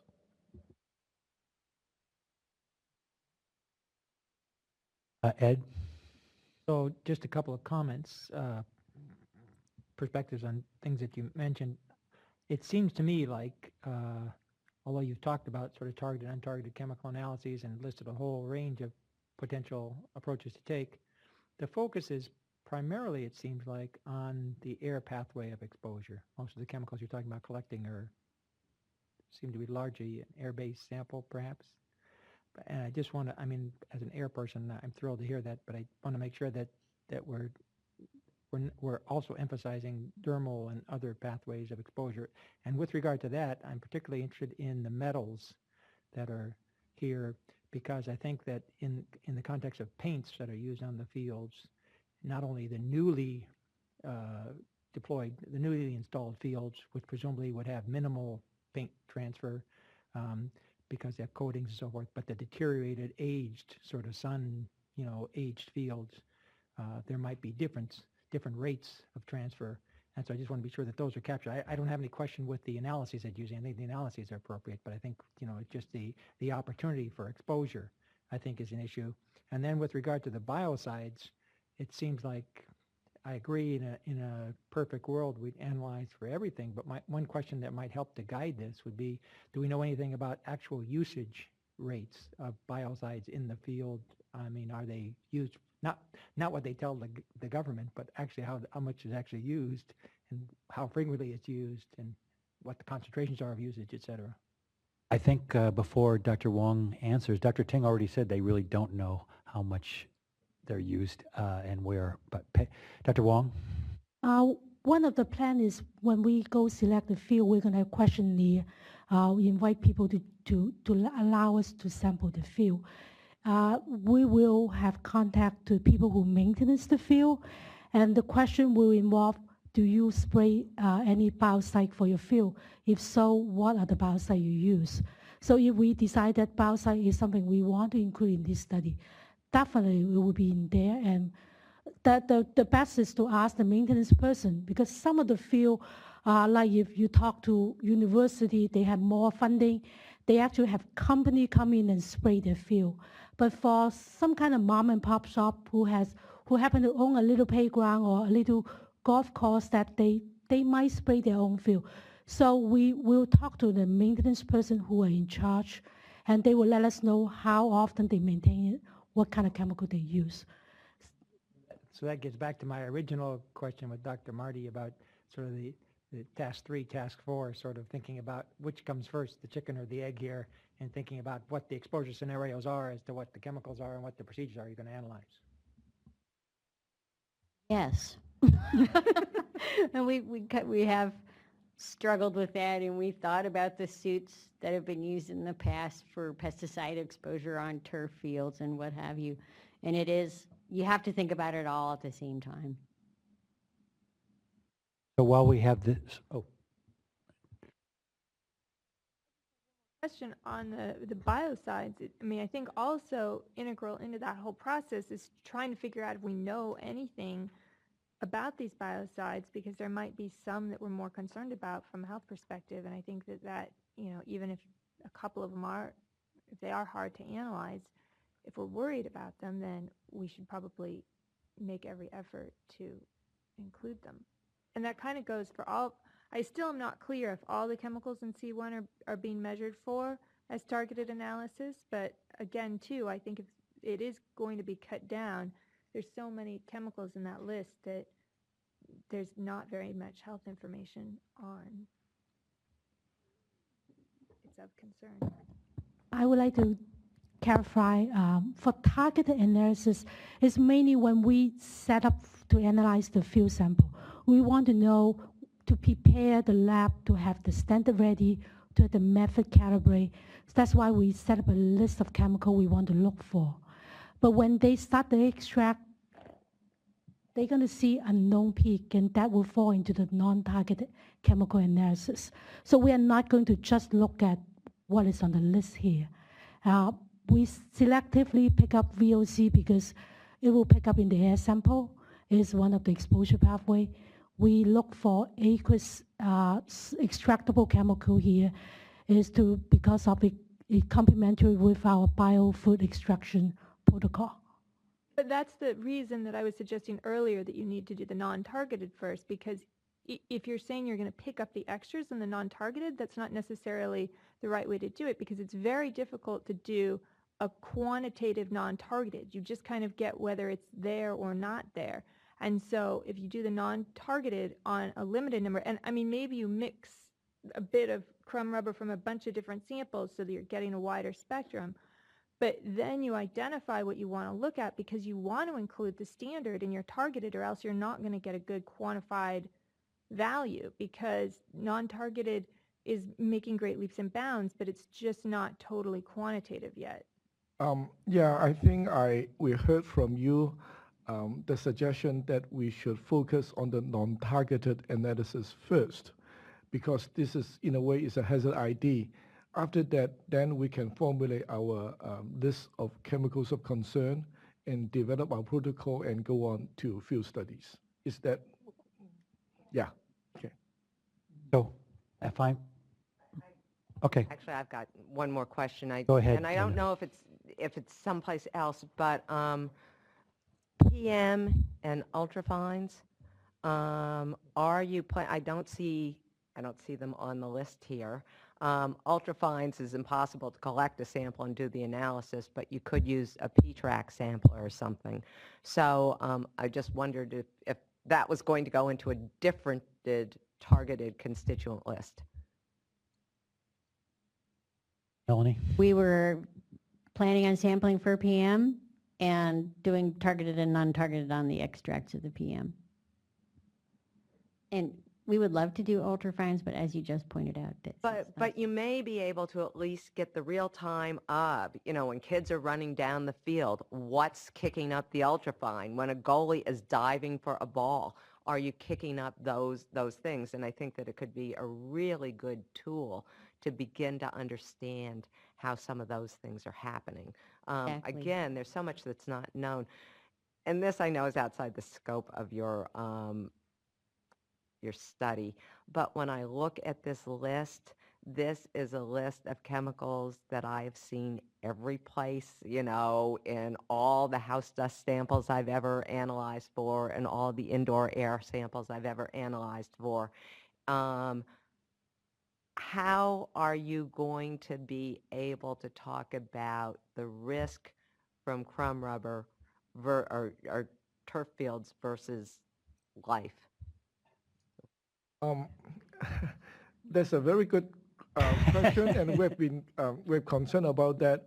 Later on, Dr. Patty Wong will talk about when and where to take air samples, and we intend to have sampling the same time, one upwind and one in the field. So try to get a handle on the background. Again, Dr. Sheldon, I had that same concern about whether the sampling was going to happen with kids on the field actually disturbing material. I knew we were going to get to that later. Before I recognize Dr. Kyle, while this slide is up, I want to go back to something that disturbed me when I heard Dr. Sheldon mention it. So, you know, I have a lot of concern about ambient pHs in terms of my own research. And when I heard her say that using the artificial biofluids, you weren't going to get any pHs, you know, that's, again, I know that the public, the informed public, will be concerned about, when you're talking about rubber, crumb rubber, they'll be concerned about those compounds that are known to be carcinogens. So I guess I'm concerned that we won't necessarily be addressing one of the issues, again, if we just use extraction with biofluids. Dr. Kyle, I think you wanted to be recognized. I had 3 points, and I understand this better now, and I appreciate that. And this may be a little bit related to your point, Dr. Baums, but it seems that from the logic of the way people think about this is that you have a certain amount of stuff that's in these products, and you're going to try to analyze that. And I don't know if this is quite going to capture that because of this kind of circular way that you're looking at it, right? You're saying we're going to do things that have been reported. Okay, well, that may or may not be complete, and it may or may not be current, and that can be then extracted by certain solutions. And I don't think that's sufficient. I think we also have to say, and what is that going to miss? You know, how do we be sure that we have a sufficient level of completeness if we do this? And even if there are things that can't be analyzed, you know, or we don't have quantitative methods for, or whatever, we need to understand that so that from the beginning you can say we've got the whole picture. And I know you don't like my thing about thinking about the future, but I think it is actually very important to be cognizant of what is changing in terms of what this product is as we think about how we describe what we've done here. So I guess my comment 1 is the slide 15, the way that we're proposing it's just not quite enough. And people have talked about the untargeted component of it and some other aspects of it, but I don't think this is a sufficient conceptualization of it. So that's one point. My second point is I think the biocides are a worry, not having looked up these particular ones, but because they can have noxious stuff in there that kids come into contact with. And so it would be worth some inquiry maybe in terms of running around and collecting the products rather than sampling for them and seeing what's in them as a first step. So I think that's an important thing not to leave out. And then my third worry, and perhaps my more chemical colleagues here will think I'm wrong about this, but I'm kind of worried about the ingestion exposures and whether you're going to pick them up on, you know, this is the slide that puts everything through the biofluid extract box.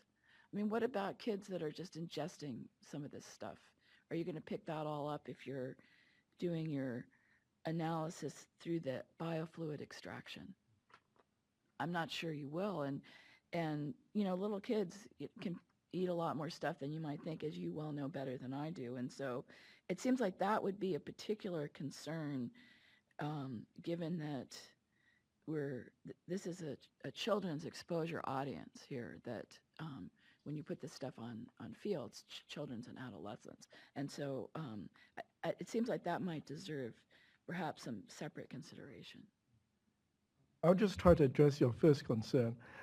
As you correctly pointed out that we look at a certain set of chemicals, so-called targeted chemicals, but the second component is that we also look at the non-targeted chemicals as well. So we are not saying that we're only going to look at this set, but we're saying at the meantime, we'll also look at the other set. And I've heard from the panel members, we may have to actually rethink this process a little bit more. Can I ask a question on the non-targeted? It sounded to me, Patty, that you had suggested that really there was going to be a GCMS analysis and people were going to look at the targeted analysis and then they were going to go through all the individual peaks and look for a non-targeted. Again, this goes to, again, what I term analytical space. You're only getting those chemicals that you can do a GC analysis on. You will not get chemicals that are a higher molecular weight. You will not get those that are more polar. You will not get those chemicals that tend to degrade in a GC injection port. And so, again, the kind of thing that we have done, it's not we anymore, EPA is doing an extraction, an LC analysis. And then they're not looking at the peaks per se, but they are looking at what are the ion fragments with an exact mass, because they can go down to 10 to the 5th, and then matching it to a whole set of this 4,000, 10,000, however it is, ToxCast chemicals. So I think that saying that you're doing non-targeted analysis by just looking at the GCMS runs, you're still missing a lot, or could. I don't know if you are or not. The GCMS we have put up here is for targeted analysis. We have another section towards the end which will talk about non-targeted analysis. And in there, we actually look at LCMS for something a little bit more polar, and it will show up in different fraction. Again, we are looking for the panel to help us what is the best way or what are the methods that we are not the expert in chemical analysis. We're looking what are the best methods that we can capture these class of chemical. So that will be in a later discussion. Sorry. No, that's okay. So I just wanted to say something about the biocides. After Dr. Kyle caused me to look more carefully at the active ingredients. So as an occupational medicine physician, I know a fair amount about cleaning fluids and the risk of asthma. And these biocides have been associated with asthma in adults, especially professional cleaners. So that's and it's being sprayed on fields. I presumably they're not spraying right in front of the kids, but I don't know that. So I just would point out that every one of these, there's a concern for asthma risk. Tom, did you have some comments? Just to follow up to Dr. Kyle's point about hand to mouth, which I agree I'm concerned it may not be properly captured, but I would go back to say if the biofluids are properly represented or simulated such that there's the right amount of lipid, you'd be able to get a better handle on that. I mean, the hand to mouth is a lot of it is a transfer. So a lot of the problem is there's retention on the hand. It doesn't have to be just big chunks on your hand that you stick in your mouth. Just touching surfaces, there's a lot that goes in. If you're putting your hand in your mouth, there's some transfer.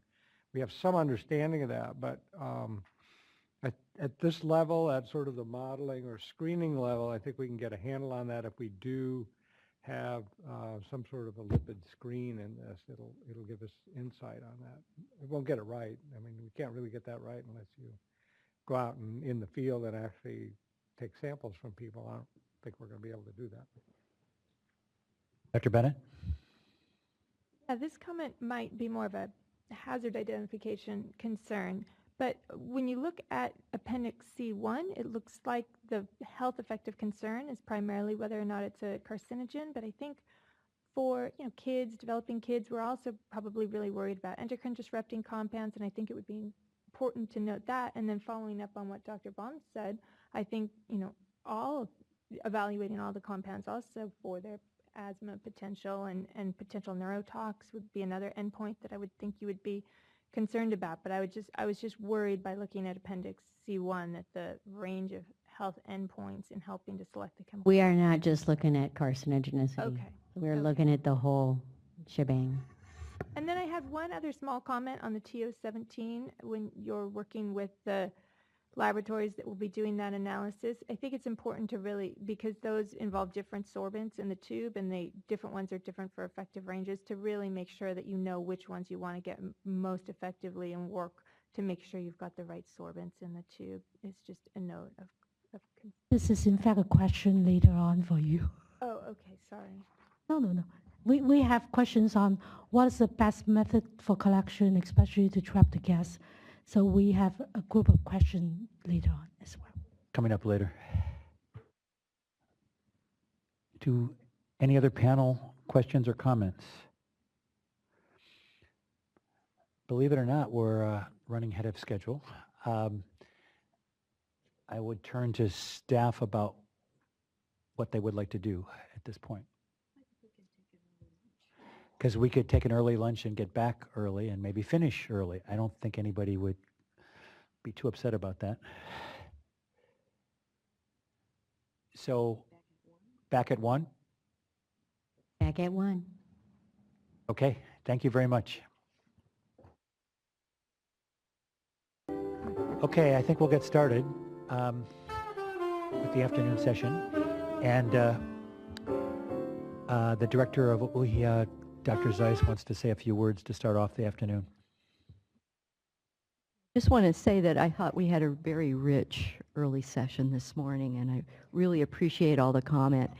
I just want to be clear that it's this kind of early comment before we make a commitment to walk down a certain path in the study where we really do want to hear about how we should be designing the study. So I know that oftentimes we sit up here with a semi-finished product, a report that's ready to go, and we're looking for a review, and we're so far away from that. We really are seeking early input on our study, so we really appreciate all the comments thus far.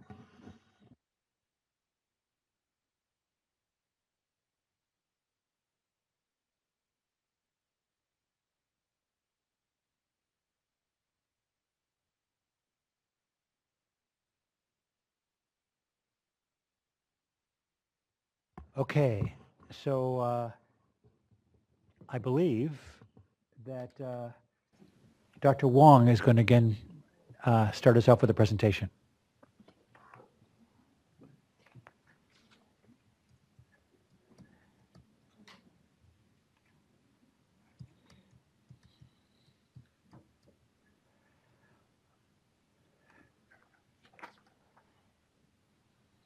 So we're going to switch to the non-target chemical analysis here.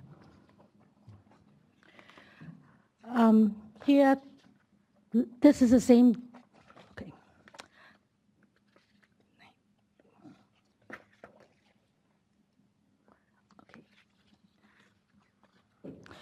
This is the same diagram I saw earlier, but for this section, we're going to focus on the targeted chemical analysis. Here, the biofluid extract, as well as the gas and air sample, will be subject to non-targeted chemical analysis.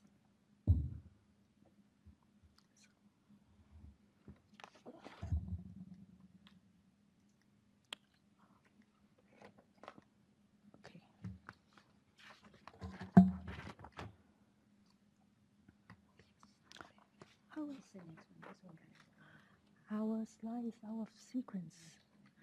Somehow our slides out of sequence, apologize. So this is our next slide. For the non-target chemical analysis, OEHHA is not expert for this non-target analysis. We are seeking advice from the panel on how to pursue. But with our limited literature research, we did identify several methodology that the lab can perform the analysis. So, for example, here is the time of flight quadruple mass spectrometry, and depends on the chemical property we are looking for. It can be coupled to GC, the gas chromatograph,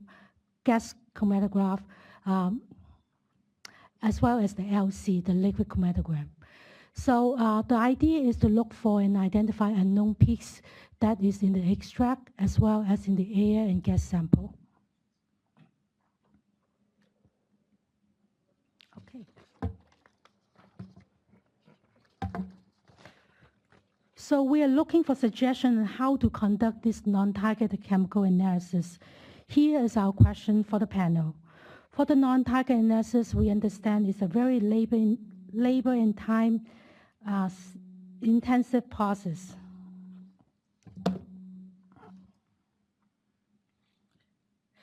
We are looking for suggestion what's the best way and the best method to conduct this analysis. So we would like input from the panel on how we should and the best way to capture these unknown peaks.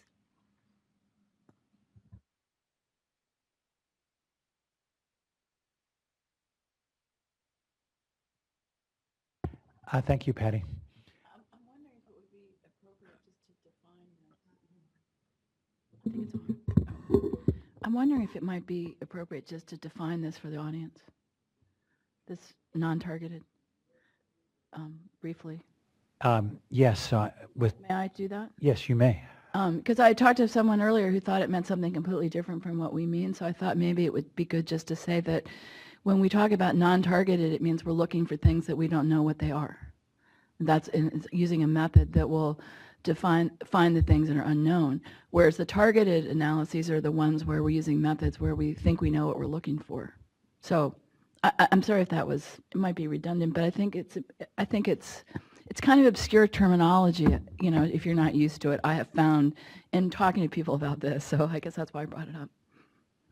Right, I agree that the other thing is like in gas chromatogram or liquid chromatogram, let's say there are 10 peaks each, and using standards or database, we know 5 peaks, what they are, and the other 5 is called unknown, so we need additional instrumentation or effort to find out what they are.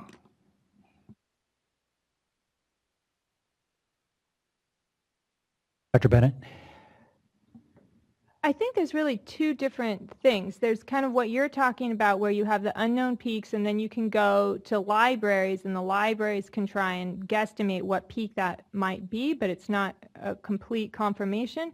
But then there's also the full non-targeted where you use the time of flight methods and then that identifies all the peaks by, as Linda was saying earlier, the exact mass value. And those are really different. And so it seems like you're doing the time of flight based on the slides, but based on some of the other comments, I wasn't sure if... Let me clarify. I'm saying that using the database or standards, we identify those targeted peaks. For the non-target, there are other methods, such as MSMS. We look at the fragmentation pattern to go back and figure out what they can be. Does it clarify things? Any comments from? Well, actually, I would refer you to Mark Striner at EPA or John Sobis, and they're leading the effort at EPA on the non-targeted analysis that EPA is doing. Last August, they held a workshop among experts on what people are doing, how they're doing it. So I think they can give you the most current thinking on this, but that's where I would start. Okay, thank you. Debbie?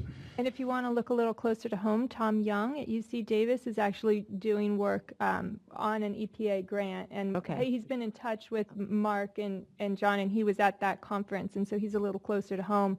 And he's been doing some non-targeted analysis on dust samples and water samples. And he's got somebody from Switzerland that had been doing it for one of the Swiss labs, working as a postdoctoral fellow in his lab. So that's another close to home possibility. Dr. McCone, do you have any comments on this? No, not at this point. Other panel So comments? one thing I would say that I think is important that I know EPA is doing is getting, essentially what you do is you get the exact mass of a fragment of the molecular weight of the chemical.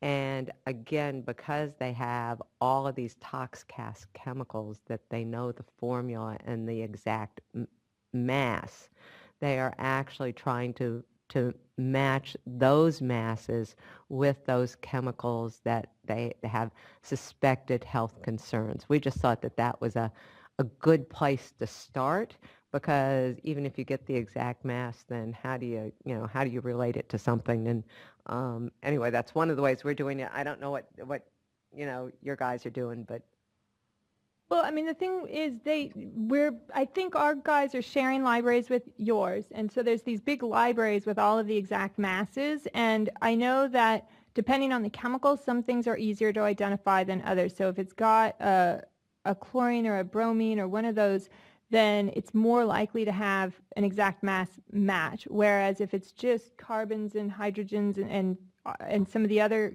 more common molecules, there'll be several different chemical formulas that all have the same exact mass, in which case, because basically what happens in these time of flights is it sort of shreds open the molecule somehow, so then you have all of these different bits, and then they add the masses back together, and so it's a little bit harder to match those. And then, since these methods are not quantitative, as I was saying, I mean, at best they're semi-quantitative, and it's really fairly semi. That's why it's important to do these approaches first, because then what you'll want to do is, if there's chemicals in that list of what you're finding that you're worried about in terms of the health effects, then you'll want to add those to your standard and have that be done by the targeted, because that's the only way you're going to get any kind of a quantitative estimate is to then add that to your standard mix for your targeted runs. Dr. Kyle? I just have one comment related to the explaining the overall logic of it, and that is that also just to help people understand what was done here.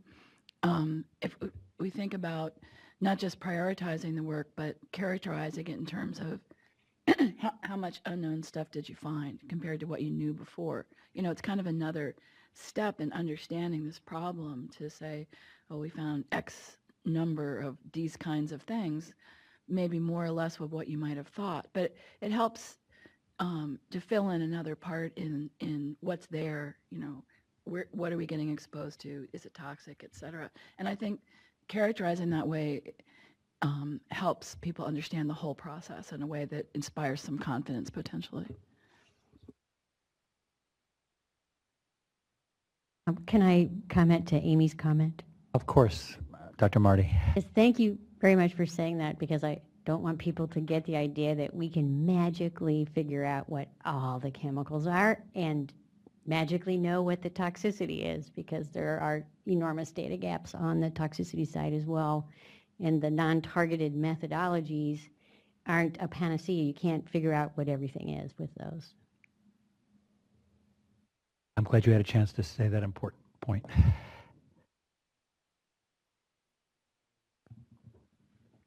Oh, and the only other thing that's helpful on the non-targeted too is if you have suspicions of what might be in there, and also in terms if there's any breakdown products, you want to try and figure out what potential chemical formulas those might be to then enter them into the library, because it can't find anything unless it's in your library of chemical formulas. So really trying to figure out what might be in there, what might be the oxidation reaction products of some of the compounds that are in there. So working with people that can do those predictive chemical transformations, then you can put those molecules into the libraries, and then you have a chance of finding them with the non-targeted.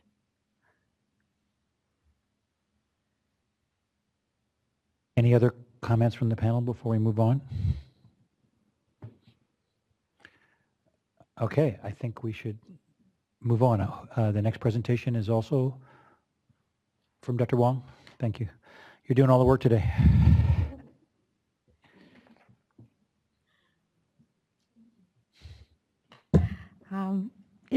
It's a team effort. Everyone do their work.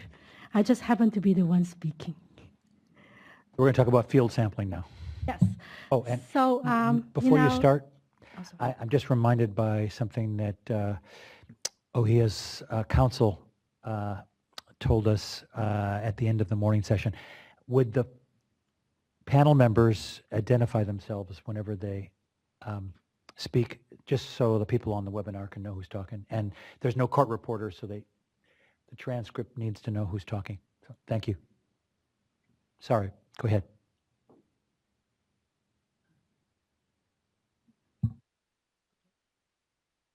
So this is our last discussion topics. So we'll look at the field sampling. This section we will talk about the strategy on field selection and sampling location on particular fields. OEHHA considered two different strategies on field selection. The first one is based on climate zone, whereas the second one will consider field density in various regions of California. We want to sample sufficient field to provide representative data for the whole California. For the first field selection strategy, the map here shows is the 16 climate zone classified by the California Energy Commission. The boundary was mainly drawn based on energy consumption in the area, but when we look at it more closely, the zone boundary basically followed the average temperature during the hot season from 1999 to 2009. So based on the similarity on the summer temperature range and the geographical location, OEHHA proposed to combine certain zones in our sampling plan to help covering the whole California within the limitation of our time for the study. So see whether it works. Okay. So the field selection is to provide representative data, and we propose combining zone 2 to 3 and 4 together, which is the Bay Area, and then 6 to 10, which is the San Diego area, and San Diego, Los Angeles, Riverside area. And then the 11 to 12 is the Central Valley, Sacramento area.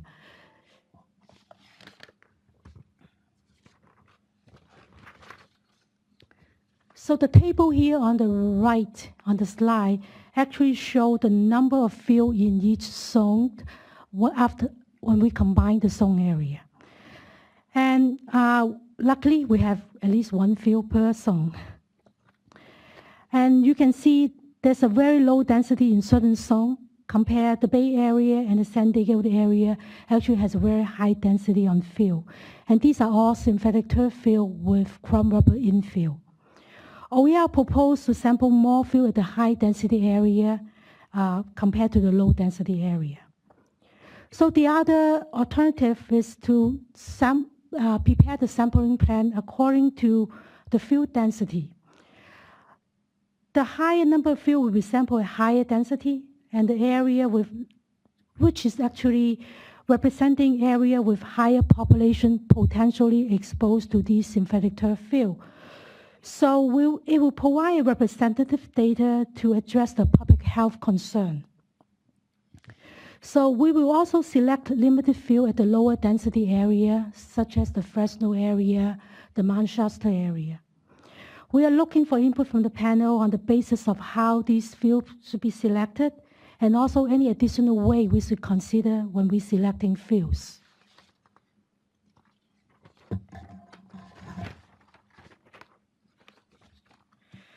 So this slide we will talk about sampling on a particular field.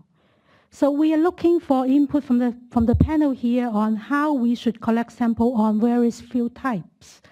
This picture shows a drawing of a soccer field. As athletes do play on both sides of the field during the competition, because in the meantime they switch the field. So OEHHA is proposing at least 3 composite samples on each soccer field. And they are represented 3 different colors here, the red, the blue, and the light green, from 10 different locations. So each color here represents a composite sample. Composite sample from 1 to 3 will represent sample from the far end of the field, from the midfield, and also near the goalie area. The consideration is there might be slightly difference in exposure due to maybe different activity on that particular area of the field. For example, the goalie may dive for the ball, versus in the midfield you have less closer surface activity. Crumb rubber, artificial grass blade, surface white will be collected from this location. Air and total suspended particle will be collected just at above the surface, as well as from 3 feet above the surface. The goal is to measure exposure at ground level, such as when the athlete fall on the ground or the goalie dive for the ball, as well as the breathing zone for the young children. We want to collect air and total particulate suspended particle on the field when it is in active use. So it's to mimic a real actual exposure scenario when the field is disturbed and there's dust in the particle in the air. For the control data, we also propose sampling air and total suspended particle sample at an upwind direction near the field.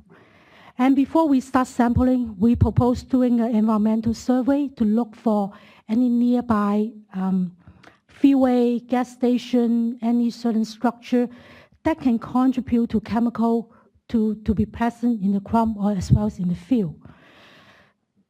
So this is just an example for a soccer field. We also plan to sample other fields, for example, football field, hockey field. These also have synthetic turf use, synthetic turf field present for this activity. And we understand that soccer players do run around pretty much the whole field and they're on the ground a lot. So for example, for football field sample, we are planning for random sampling on the whole field, and to address that, there will be exposure throughout the whole area.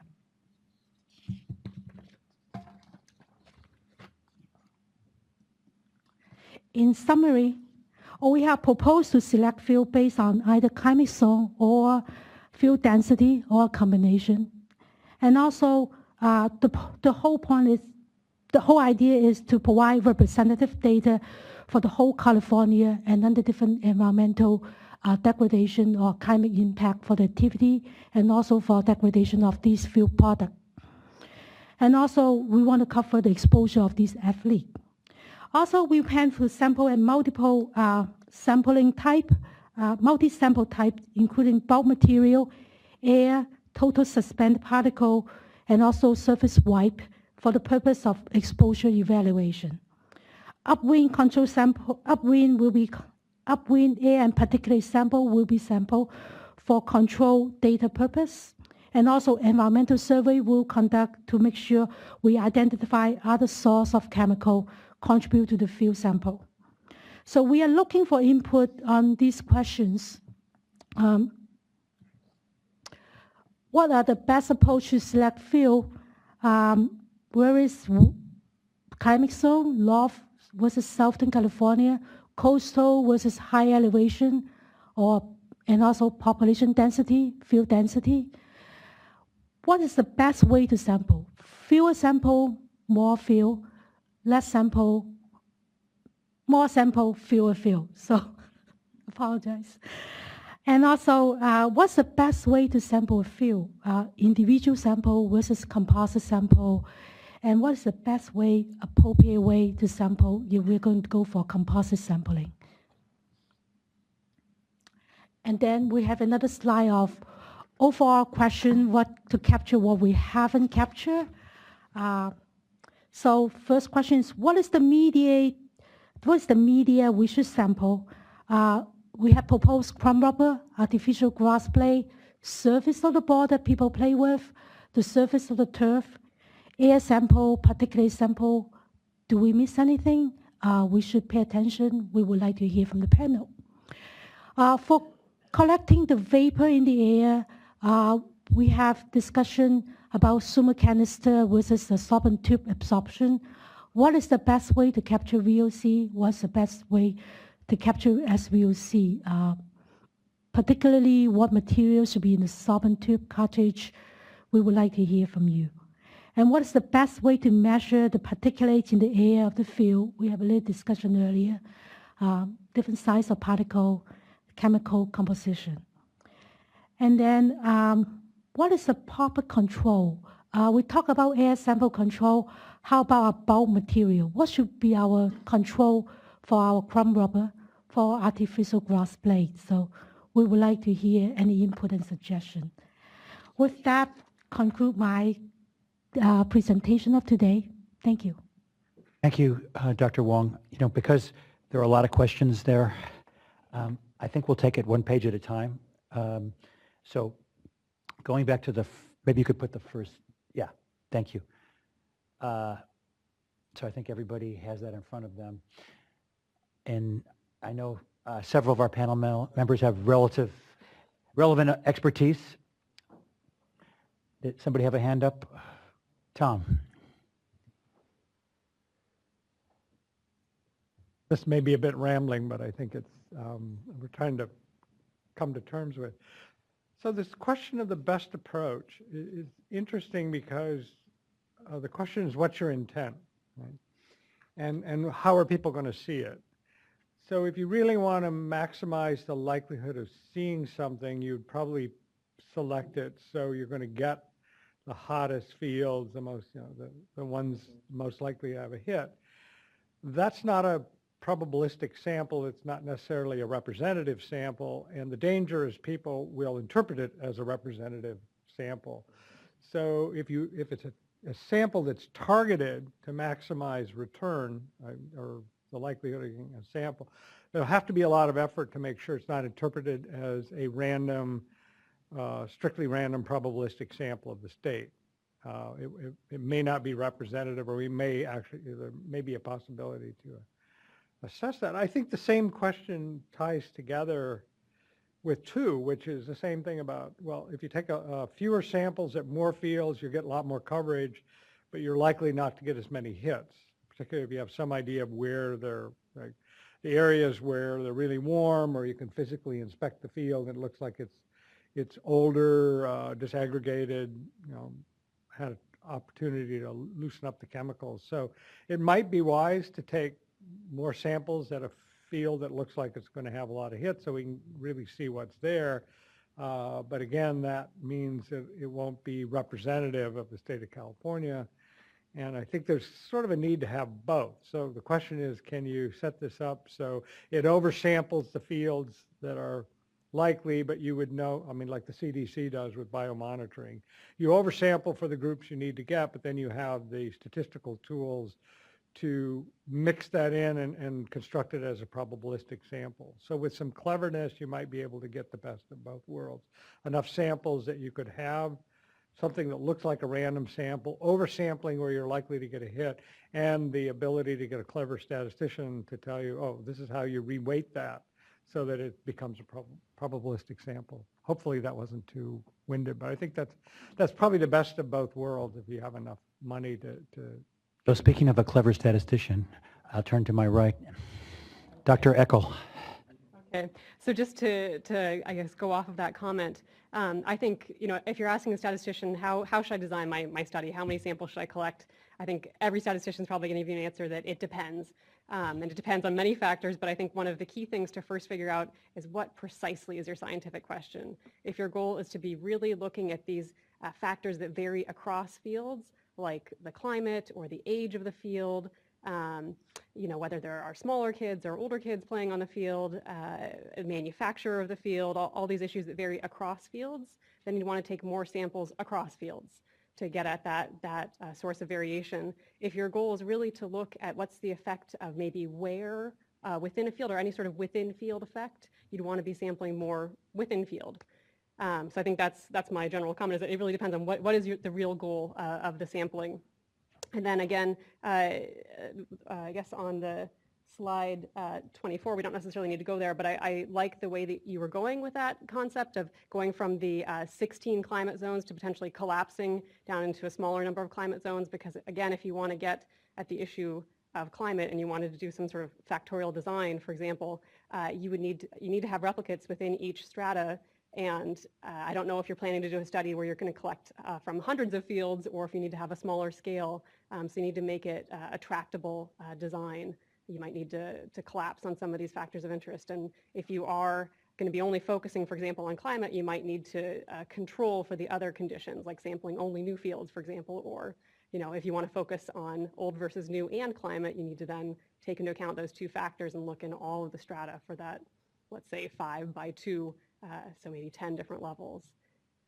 And again, I encouraged the idea of replication, and by definition, replication is at least 2, but I would encourage more than 2 within each design strata. We'd have to think about what exactly are the sources of variability and how much variability is there to get a sense of how many replicates you need, and of course within the constraints of your resources, but more is always better. Dr. Abel. So I think this actually is really a key sort of issue in this. This is from my perspective, this is really the crux of it. I respect and don't diminish the importance of the analytical part, but I think that's much more advanced than these sort of very fundamental questions, because this will actually determine what you see later on. So a couple of questions, or a couple of issues here for you. I think in terms of sampling by temperature strata, I think that's fine for a consideration. I would point out one important thing that you should consider, and that is there's an economic strata that's implicit in this as well. I mean, I think some communities are underserved, some communities don't have the funding, some communities, because they are better economically off, get those fields maintained a little better, upkeep, replaced, etc. And I think in thinking about where you're going to sample, somehow you need to take that into account, because I think there may be, just to give you a potential extreme, that in areas of lower socioeconomic status, maybe higher asthmatic population and poorer maintenance of the fields. And so you sort of have a perfect storm of competing events. So I think you need to think about that when you sort of lay out this approach. I think that in terms of, in my thinking about this, I think, in thinking about the power to be able to detect, you need to be thinking about a range of likely encountered exposures to be seen along the fields. And so this gets sort of at the question of what the controls are in a sense. But I think more importantly, I think, if you don't have a range of analyzable data, if it's very tightly kind of constricted, it's going to be very difficult, I think, to discern any differences. So I think you need to think about how do we get that range in there. And so I think it's useful to think about temperature, about status of field, location, etc. But I would encourage you to sort of to think broadly, because unless you open that up, both within and between fields, I think it's going to be a challenge, as Sandy suggested. In terms of thinking about how to sample once you're at the field, I think it's interesting and insightful to some extent to get stationary samples at different places in the field. But I think what you really need to get at is personal sampling or in-movement sampling on the field, and it wouldn't be that difficult, I don't think, to get that. Linda Sheldon has suggested several potential ideas, and these would not have to be invented. I mean, these already exist and could be applied. And I think in terms of getting some better sense of what children and athletes are really exposed to on the field would be very important, because in their activity patterns of use across the field, you would kick up in a different way than just sort of sampling it passively. So I think that's an issue. I think in terms of where to sample on a field, you could do something as retrospectively as looking at grass fields and looking at the wear patterns on grass fields to see where, for example, soccer fields are sort of worn out. And that might give you some indication. I mean, I'd appreciate your sort of sample soccer field here and the sort of points at which you propose to sample. I certainly agree that a hot zone, so to speak, or potentially certainly an exposure zone is going to be in front of the goalkeeper's area.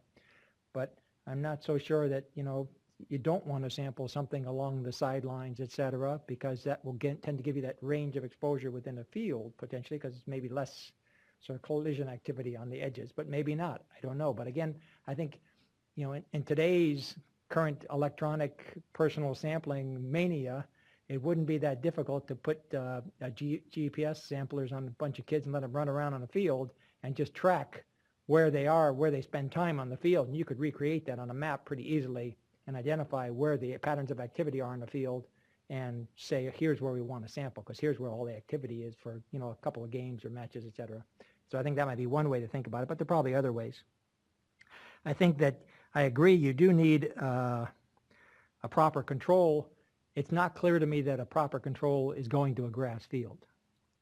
I think that you need to think about potentially maybe this activity pattern looking across these synthetic turf fields and looking at different areas across, in front of the goalkeeper, on the edges, et cetera, might give you a range that is more applicable to these sorts of, more relevant to this sort of thing. And again, I think the guiding principle ought to always be thinking and thoughtful about the range of exposure you're likely to get. You really want to maximize that in terms of sampling this both within and between fields. So I might make a comment here. Looking at this slide with the field sampling, these obviously are stationary positions. And to me, from my own experience as a soccer dad in the past, and then looking at the document that the athletes and parents reference materials that was made available to us, you can see kids, here you go, if you wanted to see it. You can see kids kicking up visible, black dust. So, I'm not saying it's wrong to do the stationary sampling. It's very thoughtfully laid out on that slide, but I wanted to second what Dr. Avol said about personal monitoring. I think it's not that hard to do, PM personal monitoring. Maybe you won't be able to do chemical analyses from that PM personal monitoring. That's also possible, but you certainly could get a sense of how much particulate exposure there was. So I just wanted to push for that.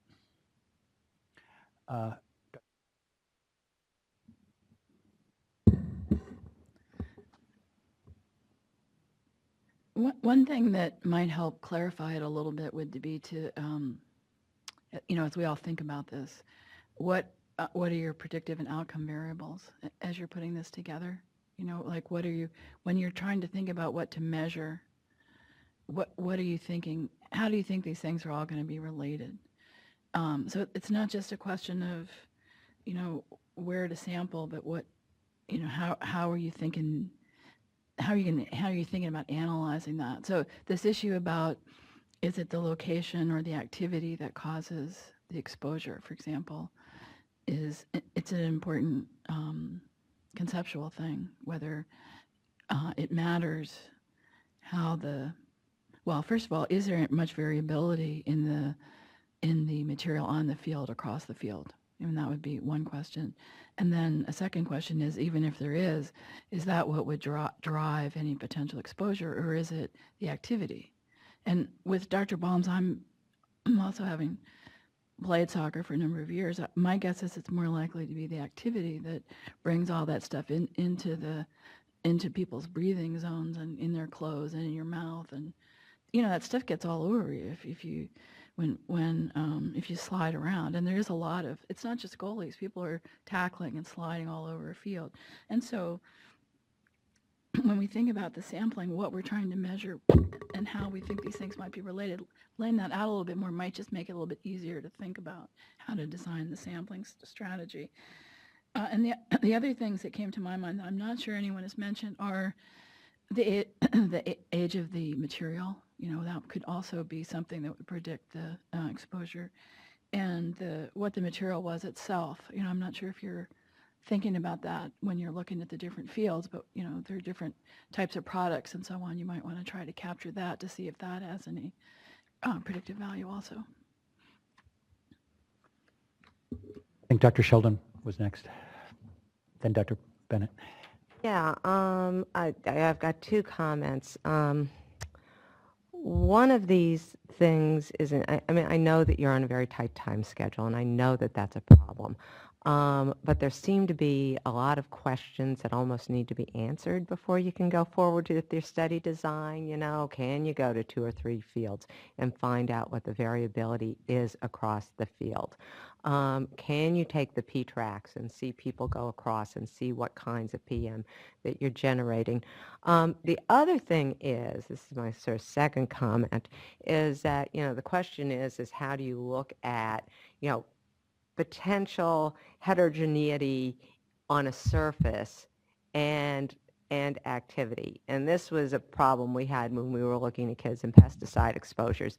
We go into homes, we take 10, 15 samples in a room, and the concentrations would be all over the place.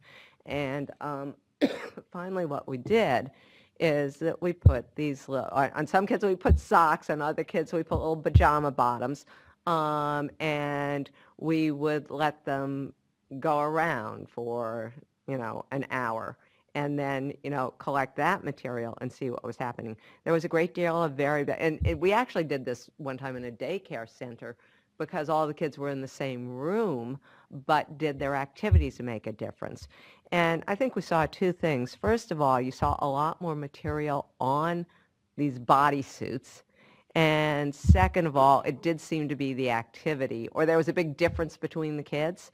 And I'm wondering if, in fact, again, it's not going to give you a real hard data for an exposure assessment, but can you have people wear, you know, headbands, wristbands, and maybe something on their knees, at least on a few fields, and see if it's telling you anything.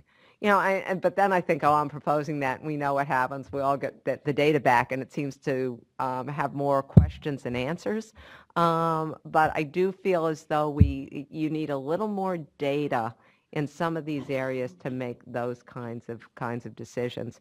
And once again, I echo everybody else's thing of you've got to decide what is your primary objective, and then you propose collecting samples, you know, on the field, on the, you know, the way you collect them based on that primary objective. You know, is it a population distribution in Northern California? Is it an overlay to be able to determine the factors that will influence exposure? And that will sort of lead your study design. Dr. Bennett? The other potential source of variability, I don't know if it is or not, but there might be some variability too in what particle sizes are going to stick to the kid, and there might be differences in the chemical composition based on the particle size. So you might want to take some of the material from one of these fields and see if there's any difference between the larger size and the smaller size particles. So that's my first comment. And then my second comment is you may very well end up doing slightly different strategies for trying to figure out what comes out of the material itself versus your air sampling, because it's going to be more complex to have the kids. I agree it's totally doable, but it's going to be more complex to have the kids running around and getting the personal air samplers. So you might be able to get a little bit more breadth on you know, the collection of the actual samples using the composite structure that you have laid out in 25 or something like that, you know, even compositing more than that. I don't really see a problem with compositing when you're looking at the material itself, because then if there are sort of hot spots of various different chemicals at different places, then you'll at least get the wider range of chemicals. But also you may end up developing slightly different strategies when you think through what you're trying to answer, how you want to collect your air samples versus how you want to collect your material samples. Dr. Abel? So there may be some leverage benefit here, speaking as a soccer dad who spent endless weekends driving my kids to soccer matches all over hell and gone. And that is that there are regional soccer areas. There are fields in which, you know, many teams come to play on the weekends. And so, you know, making sure to include some of those, and I'm thinking particularly, my children grew up in Los Angeles, but we spent a lot of time in Bakersfield and in San Bernardino, et cetera, different specific fields up in Lancaster, because there are specific sort of regional areas where all the teams go to play. Dr. Kyle?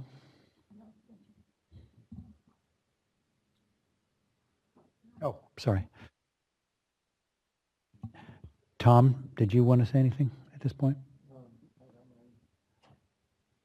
I'm looking now to my right. Anyone have any specific comments? We're on this. Can I just make one more comment? And Sure. this is for the record, and I know that you are going to do this, but, you know, you do need to sample off the field. I just want to make sure that that comment is there. As I said, I know that I know you're going to do it. But That was Dr. Sheldon for the record. I've been trying to identify people. Are we ready to go on to the questions on the next page?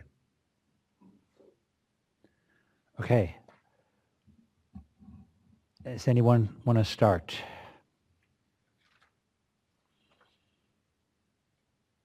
So, you know, what are the media that should be sampled? And there are examples here.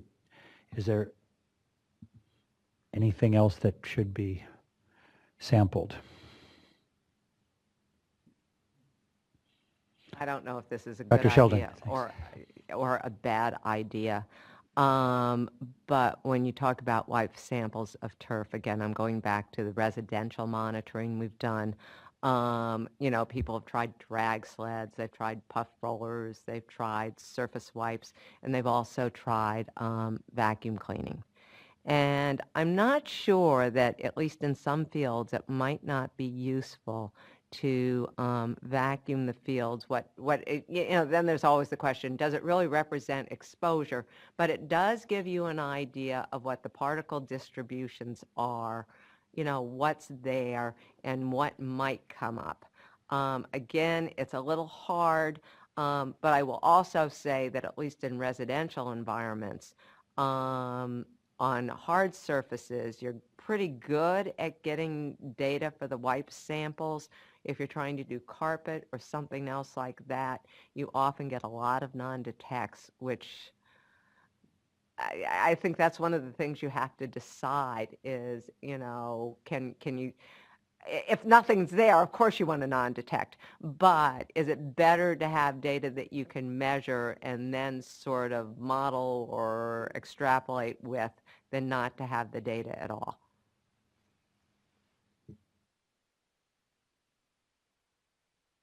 Anybody else want to comment about this first question? So crumb rubber, artificial grass blades, air surface wipes of balls, and turf, and then with comments from Dr. Sheldon. Oh, Dr. McCone. Yes, just to add, I mean, to make sure we reiterate what we said this morning, is that when we talk about the media, we would like some sort of a lipid or oily media so we know what's going to be happening in things that are actually a good proxy for human tissues. That's going to be really important for the PAHs and some of the semi-volatiles. So, so it's probably not an environmental medium, but this is what, you know, going back to what we talked about before, if there's any way to put samplers on people of some kind, just have them wear some kind of clothing or some of these standard, can't think of what they, I mean the standard gloves or booties or wristbands or things that would really pick up something different from an air sampler itself, although getting the crumb rubber, you know, itself is probably the best thing of all, but we still don't know what's available if we don't do something that reflects the human sample. Dr. Abel.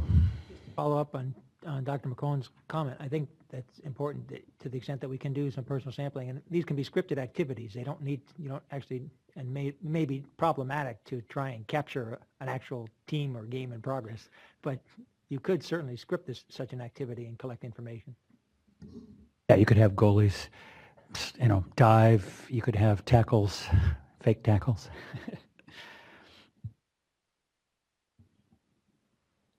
Dr. Bennett. Also, I mean, also remember, these kids spend a lot of time practicing on these fields too, which is different. And that actually would be probably more, you would be able to get real personal samples during practice because that doesn't count for anything. like a game does. And then also just, it is pretty easy to use those sorption cartridges for personal samplers. And I just feel like those, you can get a larger volume of air than the Summa canisters, and that might be a better way to go to get some of the lower concentration compounds as well. Just Dr. McCone. just to follow up, maybe it might be useful to have a passive sampler that sat there through a game or something instead of air. I don't think the air samplers are going to be very useful, right? And a passive sampler might, especially if it pulls in a lot of air, may pick up more than you would get from just a grab sample of air or something like that. I think the problem with passive samples, Linda Sheldon, is that you use those for a week-long sampling event, not an hour-long sampling event. And so it would be ideal, but unless the technology's gotten much better, but I think the ability to detect anything would be too difficult. Dr. Kyle. This might be more of a question. But if we think that there's a component of the exposure that's from an ingestion of kids of the crumb rubber, and I think we think that, don't we? Do you guys think that? Okay, I do too. I'm not sure how that tracks through this. I'm not sure how that gets measured here. We are proposing doing the GI food extraction of the crumb rubber and the grass blade. So that is to address the ingestion of the crumb, and also the dermal can cause the hand-to-mouth activity. So that's address the dermal pickup potentially for the mouthing activity for young kids. I guess this part of the study, we're trying to figure out what are the level of exposure. And maybe you are thinking about the activity pattern and the ingestion rate of small children. So that part would be addressed in another, later in another part of the study. That would be looked into. I'm not seeing what data you'll use for that from this. I guess maybe it'll be collected later, but. So I'm going to interpret what you're asking and tell me if my interpretation is wrong. So we wanted to get samples in field and from the manufacturer and extract them with saliva and gastric juice and intestinal fluid to get at what essentially is bioavailable. I think what you're asking is more an activities patterns question. So I think what you're saying is, well, what about how many times a child puts their hand in their mouth? What kinds of things are kids doing on the field, especially littler kids, playing whatever, bumblebee soccer where they're all in a cluster, or on the side actually picking the stuff out of the grass and eating it, which some parents said they've seen. So is that what you're asking, or? I guess so. I am. That's what I'm worried about, and I'm not sure where there'll be any data related to that collected, I guess, is what I'm artfully trying to say here. And I understand about the extraction, but that you're just going to, that doesn't help you see how much of this stuff kids bring home with them or something, some other input to that analysis, it seems to me. Other than we're going to know how much of the crumb rubber we extracted in gram amounts. So, and we did ask parents how much stuff comes home with your kids, stuff meaning the crumb rubber little duty things. And it was anywhere from a tablespoon to like half a cup in their shoes and wherever else. So, we can think about it that way. Dr. Bennett? worried about the particle size fraction too, because what I'm worried about is if they are playing with the stuff, what's sticking to them and what's being ingested is the small particles. And so I'm worried that if you're just because I think what you're doing is you're going around the field and you're scooping out some of this crumb rubber, but I'm worried that you've got such a greater surface area on the particles that are actually going to stick to the kid that you might need to do some sieving of the sample before you do the extraction. Yeah, we plan to get a particle size distribution of both the new and then the worn out particles. So we Right, are but you might worried want about to that just same thing. only be sampling the small size fraction because that's what's, I mean, the big chunks aren't going to stick to the kid. And I mean, unless they're purposely eating those, I would think that they'd be more likely to inadvertently ingest the smaller bits. And so you might need to split the sample before you analyze it. And I think that may be something that you could address. Oh, I'm not on?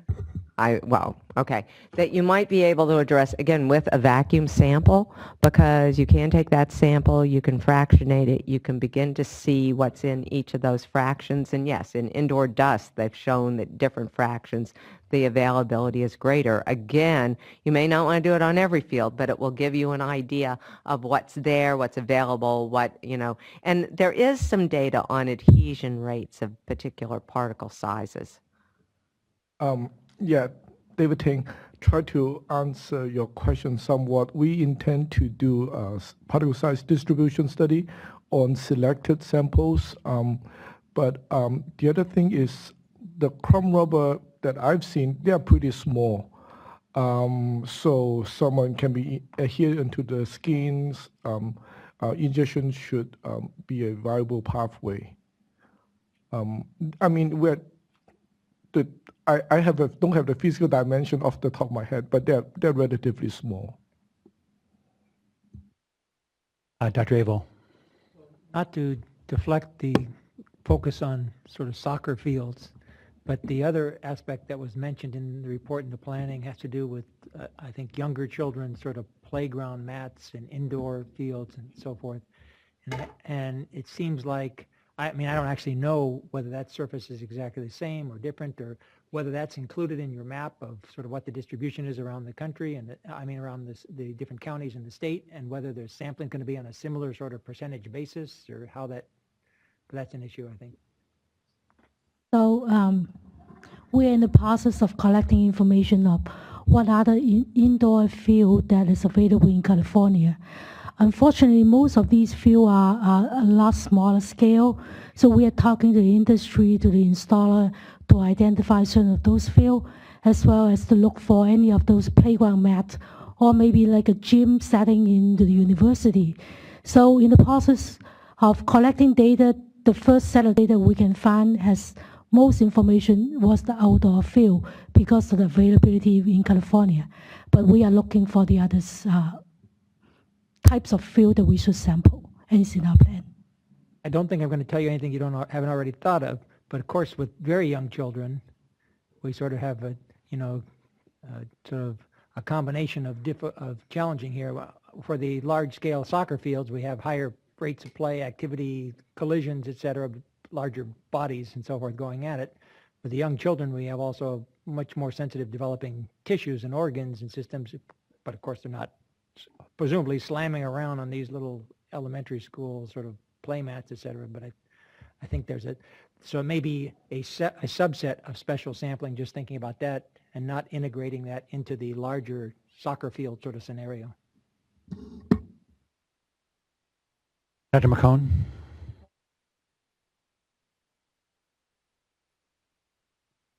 It's a broader issue, but it's pretty clear there's not going to be human subjects, right? Or is that off limits to really start? If you get to human subjects, then it's a lot more work, but it might be more valuable information. Right. So we're part of the task for this first set of studies is to develop a biomonitoring protocol and also personal sampling protocol, which will involve human subjects. So we're going to have to. Well, the reason I ask is, I mean, if you're going to do anything, even observing people, right, their hand-to-mouth activity, you're going to have to go through a human subjects review, right? I assume that's not an easy thing to do. It's not at the university, so we don't do it unless. I mean, when you can get these, I mean, at the Super Bowl, right? You had to see the drones flying all over. Right? I mean, you could watch all the kids playing the way they were watching football players. They have these wonderful drones. Have you got a drone we can borrow, Tom? So you can watch every kid, right? And you know, record their activity. And no, I don't have a drone. I think they're scary, but. So the second question, I'm not sure that we have addressed yet. Should we use summa canister or absorption cartridge to collect chemical vapor, e.g. VOCs or semi-volatile organic compounds in the air?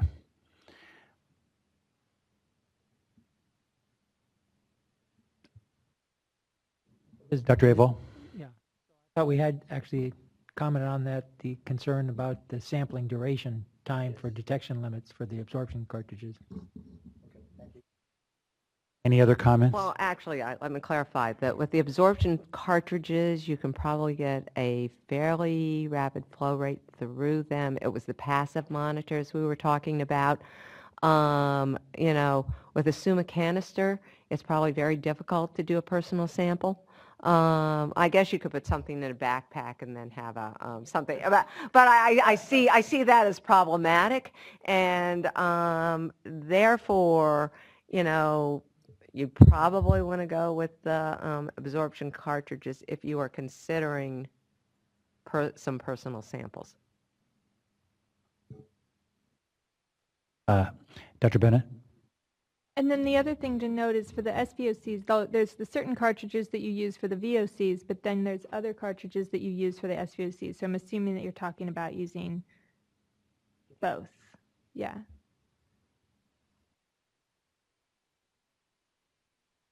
So let's move on to question 3. What is the best methodology for measuring particles in the air in the field? So Dr. Bennett's already made some comments in this regard. Any further comments from the panel?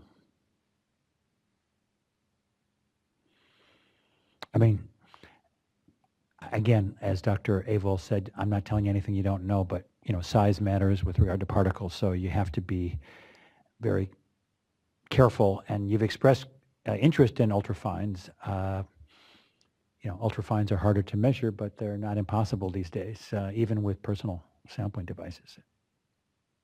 I think the only thing you have to keep in mind is the fact that you've got a limited sample time. So if you're going to be doing, you know, if it's during 2 hours when everybody's practicing, that's as long as you have. That sort of rules out the ultrafines and collecting them on a sampler. That's why I had suggested the P-track, that you could see what was going. But go ahead, Debbie, you've done this more recently. I was just going to say, I think that your neighbors over at the ARB have a couple new ultrafine personal samplers that you might want to borrow.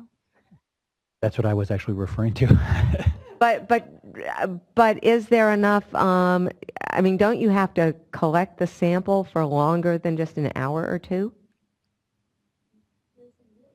They have some new personal real-time ones Oh, that they've okay. been playing around well, with. And that's good. I think that they've been showing some promise versus the more robust. That's my understanding too.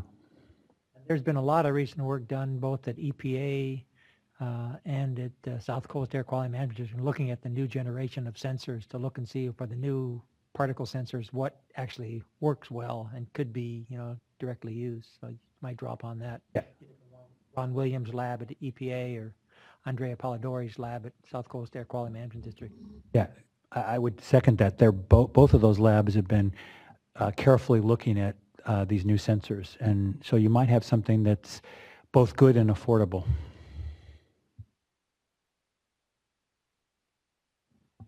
Anybody else want to comment about? I will measuring just say particles? that I actually contacted Ron, and he was the one that told me that for this purpose, probably a P-track was the best thing, just because it's more robust and everything. I mean, I think there are others, they may be too research grade, but anyway, I did check with Ron for his expertise as opposed to mine. I did hear a presentation from Dr. Polidori not that long ago where did sound like, some of the newer sensors were really pretty decent. But. Okay, how about question 4? In collecting air samples, we plan to collect both VOCs and particulate matter. What size fraction, well, we already, is most appropriate? So we just did this. No, I actually, that's what I was asking people about. Okay, fair enough. Do you want to answer 3 then?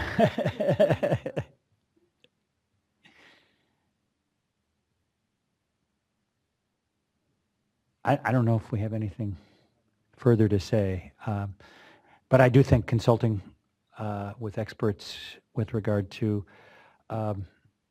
particle measurements, especially there are these really newer generation, very small devices. There's also, in addition to the EPA and Dr. Polidori at South Coast Air Quality Management District, Colorado State University, John Volkins is also working on sort of new generation particle monitors for personal use. And there are other groups as well. So question 5, what would be proper controls and blanks for the crumb rubber and artificial grass samples? We've touched on that a little bit. But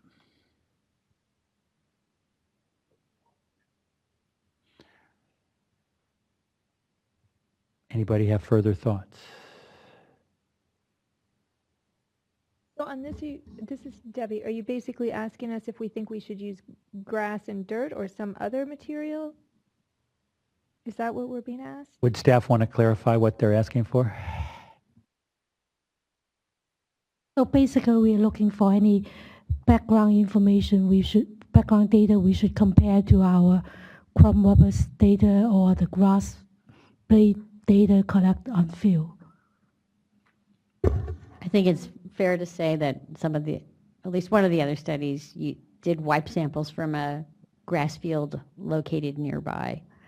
And then one of the other issues we have is that tires wear and become particles that then are part of road dust and get resuspended and so on. So that's an exposure that we would need to take into account as background. So there's a number of background issues related to sampling on the turf fields and understanding what's from the turf fields and what's background. Dr. Abel. Don't disagree with you, Dr. Marty, but I think you're getting into a very gray and dark area here if you try to compare artificial turf fields with natural grass fields and try to account for, background deposition, et cetera, because now you have a whole another host of problems to characterize that grass field. And now you have 2 large studies. And so I think that, you already in your range here of looking at sort of new and old fields, looking at a variety of fields, looking at different areas on the field, my guess is and looking at different composition, different materials that have been used in the manufacturing of these, because some of these fields will necessarily be brand newly installed and others will be several years old. My guess is you're going to get a range of concentration just in those fields. Dr. McCone? Well, one thought in terms of, I know Dr. Sheldon earlier mentioned that a lot of the chemicals, at least the targeted chemicals you're looking at, are already out there, and so there was this concern about whether we would see a difference. And if the longer-term intention is a health study, then probably the background of interest is the background, right? I mean, is there a noticeable differential? Now, that doesn't help with chemicals that wouldn't be in existing exposure studies where we could establish a background. And those would probably be interest. But then again, if they aren't in the background exposures, then they're new, and that would make them interesting. So maybe just the best way to do it is to look at databases for the types of populations we're looking at, that what we could find about their exposure through consumer products and everything, some sort of a distribution of what we call so-called background or typical ranges in the U.S., or even looking at NHANES where you can infer possibly some of the exposures that people have in the U.S., so you could kind of come up with a distribution, and then when you measure your samples, you could see, oh, it's way out here, or for the audience, like it's way out here on the right, you know, way above anything that we've seen before for that PAH, or maybe it's right in the center, which would lead you to play with or move toward a hypothesis. Well, maybe it's there, it's in the crumb rubber, but the exposures we're seeing aren't out of range with what people take in. I mean, it would be probably be a challenge to do that, but not as much of a challenge as Dr. Abel points out. Trying to take regular grass fields and characterize the exposure there is going to be a horrendous task, as much work as the crumb rubber.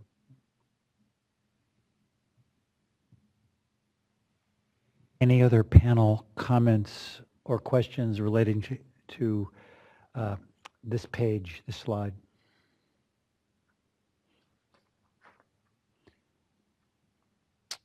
Well, I'm pleased to say that we're very much ahead of schedule.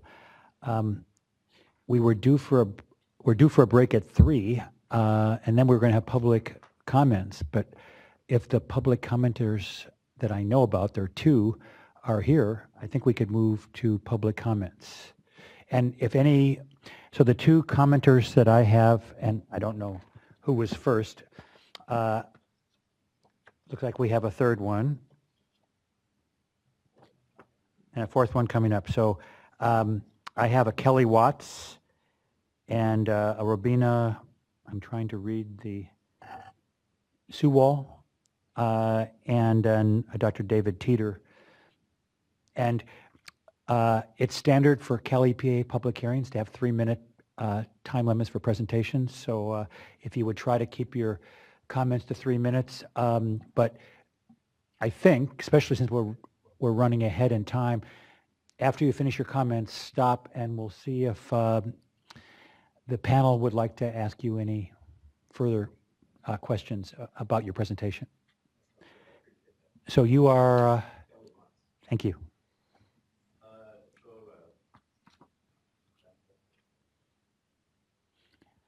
Yeah, it's being recorded, so you have to talk in the mic. Okay. So first of all, the panel, I'm totally impressed. This panel's doing such a great job, asking such great questions that I have very little to add, but would like to reinforce a couple points that I've heard. Just to give some perspective, I have 20 years experience with synthetic fields as a youth coach and player. And I'm representing basically players from across the country, not just California.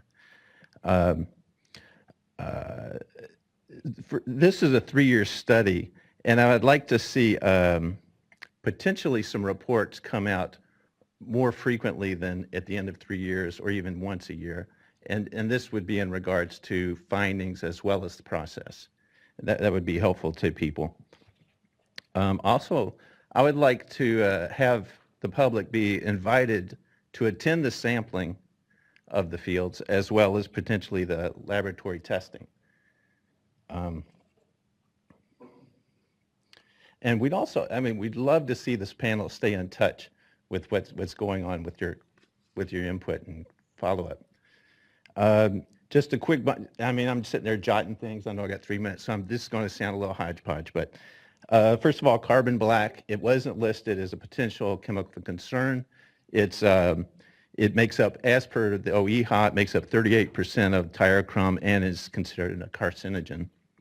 I'd like to see that brought up. We appreciate the recognition of lipids and how they interface with the chemicals. Regarding the dermal uptake, we'd like to see that note that the athletes develop open wounds, not just through abrasions, but by, for instance, cuts in their mouth and avulsions. Due to the heterogeneity of at least 40,000 tires per field, different manufacturers, different countries, different formulas, there's always an infrequent but dramatic spike in certain measurements, especially lead, for instance, which can be taken up by lead weights which are found in tires. So you could do 1,000 tests and never get this, and then that one kid swallows that one bit, and that lead is off the charts. Charles Videre, who You're getting close to the end of your 3 minutes. isn't that crazy? Charles Videre, who wrote a lot of the OEHHA reports, previously actually found that 75% or a 75 time spike in many of these, in just the few measurements that they've done. Real quick, Brazil nut effect, which is the particle separation from the fine particles to the rough. We want to make sure that when we do sampling that we're taking that into consideration. We want to point out the sharp edges of the particles and how the abrasion of that would impact the tissues, the various fine tissues. Children versus adults, very important consideration. On the fields, I'm looking at, as an athlete, I'm looking at the fields. We're not looking at the penalty kick area, which has the most activity, or the corner kicks. And these are areas where the most compaction and breakdown would occur. We started the timer late for you, so I'll let it go at that. I mean, there's a lot of points that I'd love to have been invited for that. I think an athlete in the future would have a lot of helpful impact, especially during this stage. Thank you. And could I just ask you, sir, was the time showing up? Was showing up. Okay, yeah, we started it late. Thank you. So next on my list is Robina Sewell. Oh, yes, sorry. Just a Wanna make brief a comment? comment. Well, I don't want to speak for OEHHA too much, but usually people on panels like this, it isn't a one-time event. I mean, I think we're brought in to, right? I mean, we don't get thrown out and that's the end of the story. I mean, your point about you want the panel to continue working. Perhaps Dr. Zeiss will comment about that. So this panel is convened to both give us input on design as well as implementation. So we're looking forward to seeing you again. Ms. Sewell, am I saying your name correctly? So the time should be right now. My name is Robina Sewell. I'm the founder and executive director of California Safe Schools. We're a children's environmental health and environmental justice coalition. I want to thank Cal Recycle and OEHHA and the members of this panel for your participation, especially the panel. Your expertise and input are really critical, and we are enormously grateful for your thoughtfulness, your time that you're spending on this, and your insightful comments today. To date, existing research and information on tire crumb rubber has been incomplete and based largely on an unsupported theory that there's limited exposure. We're requesting that the panel please consider an analysis of all health and environmental risks from tires and tire crumb rubber and their various proposed uses, which include, but may not be limited to, athletic fields, playgrounds, playground mats, gardens, driveways, sidewalks, and pathways. We hope that the panel will also please consider reviewing detailed accounts of athletes, parents, soccer coaches, and other individuals regarding their personal experience and health effects that they believe were directly related to interacting with tire crumb rubber.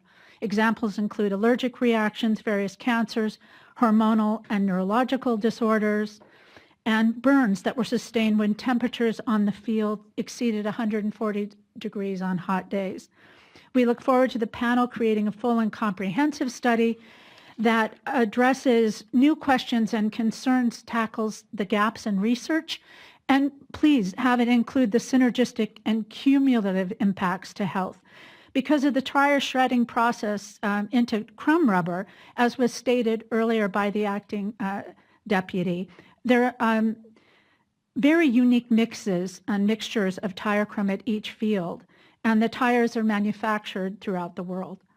We know through some studies that tires have been found to contain carbon black, benzene, mercury, hydrocarbons, and arsenic, as well as heavy metals. And studies have also found that crumb rubber can emit gases that can be inhaled. Athletes and children playing on these fields in areas where tire crumb rubber has been installed are often exposed to these materials for many years. According to one parent that I work with whose child has played soccer for more than a decade, parents and coaches are urged to bring sterilized tweezers to the games played on fields with tire crumb rubber in order to physically remove tire crumb pellets from abrasions. The tire crumb rubber exposure is not only on the fields, it enters their clothing, shoes, socks, hair, ears, eyes, nose, and even leaving the field, it continues. It remains in their clothing and the seats and floors of the vehicles transporting the individuals to and from the field and in their shower. And one parent even shared that there were nasal mucus that was even evident a little bit hours after playing on the game. So given all of the above, we're requesting a moratorium be placed on the installation of any new fields with tire crumb rubber, and exposure to already installed fields with tire crumb rubber should be limited until additional human exposure information is developed.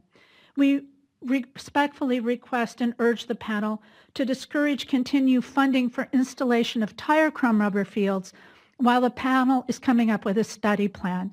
And this is especially important because many of these proposed fields are being placed in environmental justice communities who already have a disproportionate amount of environmental concerns. These communities in particular deserve a right to know about the materials being used and chemicals they're being exposed to. We ask that you consider epidemiology studies and include studying particulates from tire crumb rubber released in the air and water. Ms. Sewell, can you I can conclude? absolutely conclude. And while tire crumb rubber is the focus of the study, we'd like to call your attention to zeolite. It's a product that's come to our attention recently that's being used on parks and fields as a substitute for tire crumb rubber. And so finally, in closing, we can't forget that tires are considered to be industrial waste, and they're too toxic to be placed in landfills. Yet we continue to use this material where athletes and children play. Our toxic waste problems should not be on their backs. Thank you so very much for being here. Thank you. Thank you, Ms. Sewell. And I would just say that I'm teaching a class at UC Berkeley right now where one of my students in the class was a soccer player through college. And he pointed out to me that the burns were an issue in addition to getting all the crumb dust in various locations, clothing and otherwise, on his body. But I think the burns are an issue, and that's another way that the skin barrier is been penetrated, if you will, made less impenetrable. So, and I think the other comment about the environmental justice issues, Mr. Aval made that comment as well, and I think it's important one. But thank you. So our next speaker is Dr. David Teeter.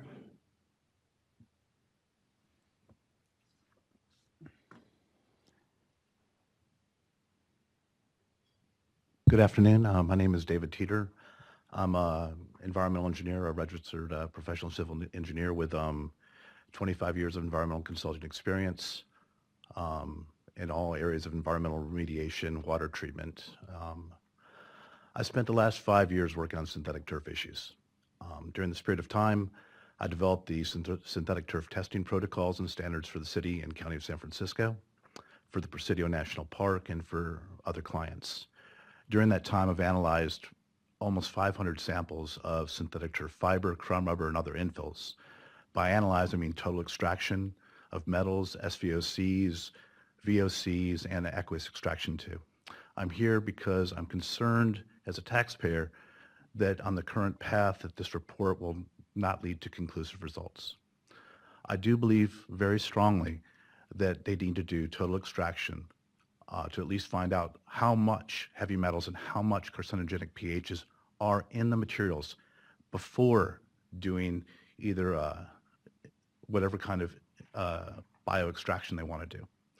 I say that because I know what's in the materials.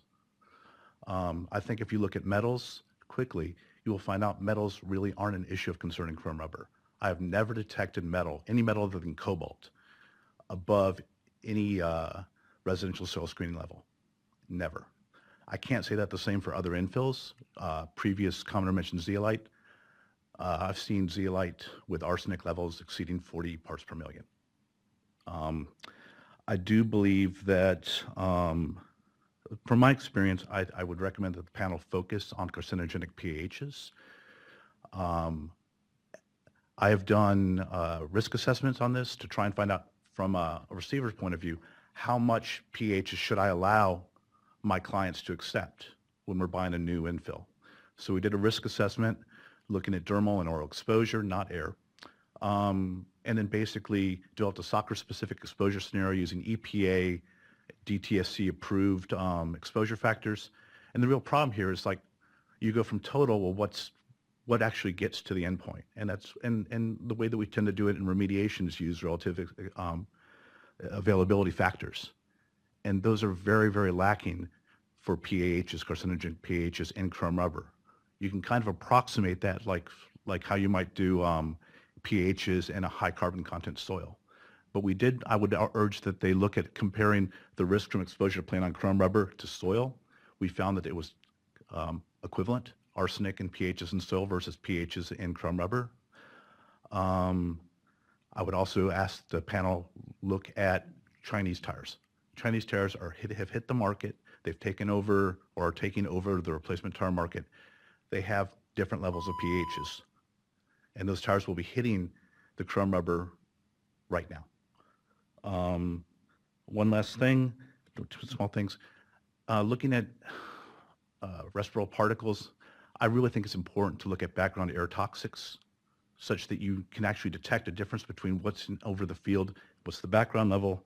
I'm also concerned with the focus on non-targeted, because as an engineer, I don't know what to do with this, because if there's no ISIS reference dose or cancer slope factor, yes, there's this chemical, but it doesn't help me as a professional, and I think it's just going to raise concern to a non-expert.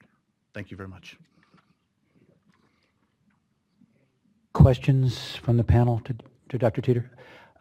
Dr. Abel, or Mr. Abel, sorry. One comment on the metals. I mean, I think we're thinking about more than just the chrome rubber, and we're thinking the metals in the context of the paints. It kind of depends, sir. Most of my clients are, I'd say, high-end clients, and there's no paints.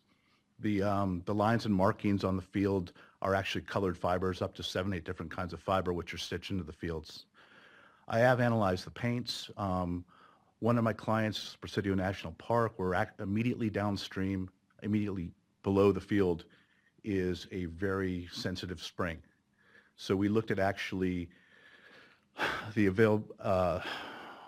what was in the paints, and would they affect the aquatic habitat, the spring. We also looked the same thing with the disinfectants. The paints, there was no issue. Disinfectants, actually, they can be highly biotoxic. Dr. Sheldon? Maybe you said it and I missed it. You've done a lot of samples. What is the variability that you are seeing across samples? I know that these are higher end and newer, but still, what's the variability? I've done sampling off of fields. I've basically sampled chrome rubber, which was from truck tires, automobile tires. There's no difference. Statistically, you cannot tell the difference of metals, total metals, or even extractable metals in any of these samples. I've done all kinds of statistical tests on that. As far as carcinogenic pHs, no real difference anyways. Basically the low end is half a part per million, high end is 5 part per million. And even that, I think there's more variability in the extraction for a given sample than there is between the different samples themselves.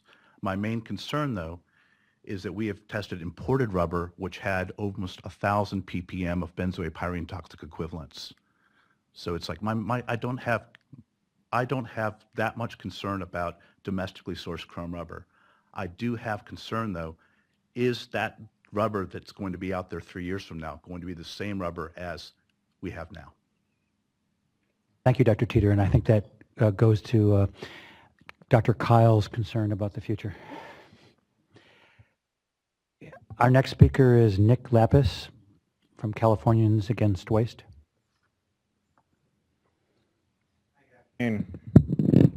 Hi, good afternoon. Nick Lapis with Californians Against Waste. First of all, I want to thank you for doing such a thorough job evaluating the study.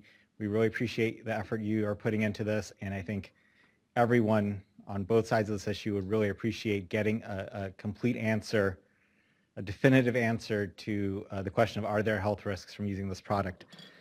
I actually wasn't planning on submitting a comment until the very last item when we talked about the control.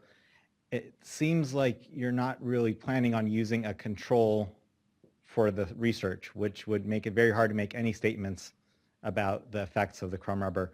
I know it would be very hard to go analyze all other turf, regular grass turf fields, but there are some cases where there are grass turf fields right next to crumb rubber fields. I know I went to the workshop in Berkeley, and several people mentioned that in Berkeley there are fields right next to each other that have both. So maybe you could look at those examples and in those cases compare the regular turf with the crumb rubber turf as a background. But in all cases, I think you should at least be looking at the soil as a control so we can eliminate all the background issues. I think just looking at the upwind and downwind eliminates all the chemicals that are in the soil. And especially, I know there was discussion earlier about biocides, and I imagine also fertilizers would have similar impacts where many would argue that the application of those chemicals on natural turf would be in far greater rates than on synthetic turf. And especially in the cases where you have the fields right next to each other, I think that's going to be important to consider. Thank you. Thank you, Mr. Lapis. Any panel member want to make a comment? Or okay, thank you. Next speaker is Kathleen. Okay. You should be a doctor. Your handwriting is as bad as mine. My brother and sister are. So soccer mom and chair, move that down, of Healthy Soccer San Francisco. Thank you very much for your service to for the health of young Californians. Our soccer coach and parent organization supports Senator Hill's call for OEHHA to identify young cancer patients on the cancer registry and investigate their levels of tire crumb exposure. This data will complement the Washington State Cancer Registry study scheduled to be completed this year and provide a foundation for an urgently needed outbreak investigation. In over 200 cases of self-reported tire crumb-associated cancer cases, soccer goalies exceed their expected number by 6 times. Goalies have the highest exposure to tire crumb of any position in soccer. Lymphomas exceed leukemias by 4 times their expected number. It is well established that lymphomas are regularly caused by exposures to environmental toxins. Young people playing on these fields inhale and swallow the crumb at every game. The crumb is 30 to 50% carbon black, a Prop 65 carcinogen in this ground form. In review of these and other mounting facts, last week, former CDC toxicologist Dr. David Brown stated there is a greater than 50% chance that tire crumb exposure causes cancer in players. Dr. Brown is now calling for an outbreak investigation, which we strongly support. The thousands of young players who have been unwitting subjects in this massive toxic chemical exposure experiment have a moral right for their cases to be studied. Mackenzie Hicks, a soccer goalie who played for years on tire crumb, is fighting lymphoma. Mackenzie's identical twin sister with little exposure to the tire crumb remains cancer-free. Mackenzie's sister saved her life with a bone marrow transplant. The many young players on the list who have died were not as fortunate. Delaney Fry, a San Francisco Bay Area soccer goalie who played for years on tire crumb, testified about her cancer at HR 47 hearings. From news articles, we've uncovered at least 5 other such cases in the Bay Area. 2 of these young people have died. Thus, there is at least a 5-to-1 underreporting of tire crumb-associated cancer cases. So we're looking at least 1,000 cases. Anthony DeSica, director of AstroTurf, supports H.R. 47, testifying that playing on Crumb River fields is comparable to driving a car without seatbelts. Dr. Brown has compared the cancer risk of regularly playing on these fields to that of a moderate smoker. It is critical that OEHHA undertake identifying young cancer patients from the cancer registry and investigating their levels of tire crumb exposure. Thank you so much for your help with California children's health. Thank you, Ms. McGowan. Any panel member want to ask her anything? No. Thank you. Our next speaker is Marcus Aguilar from US EPA Region 9.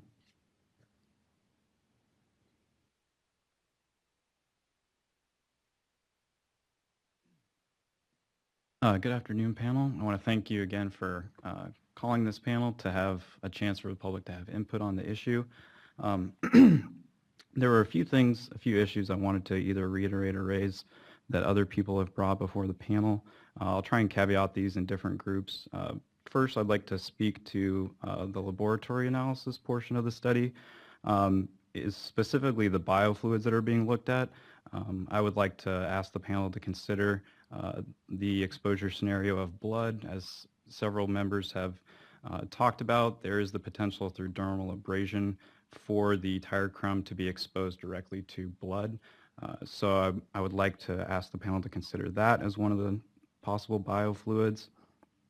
As far as the exposure scenarios go, from the public use side, we've heard a lot of talk about sports use, but I wonder if other exposures are being considered, such as at public schools, recess, physical education.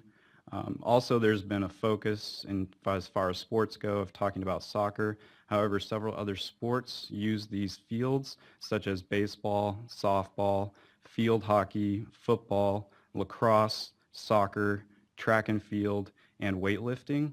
I would ask the panel to possibly consider multiple sports uses, especially the track and field use. These many tracks are made from recycled tires, and athletes often are touching the surface with their hands and bare feet, so there's a possible dermal exposure there, as well as, for example, athletes that may be in a starting block scenario.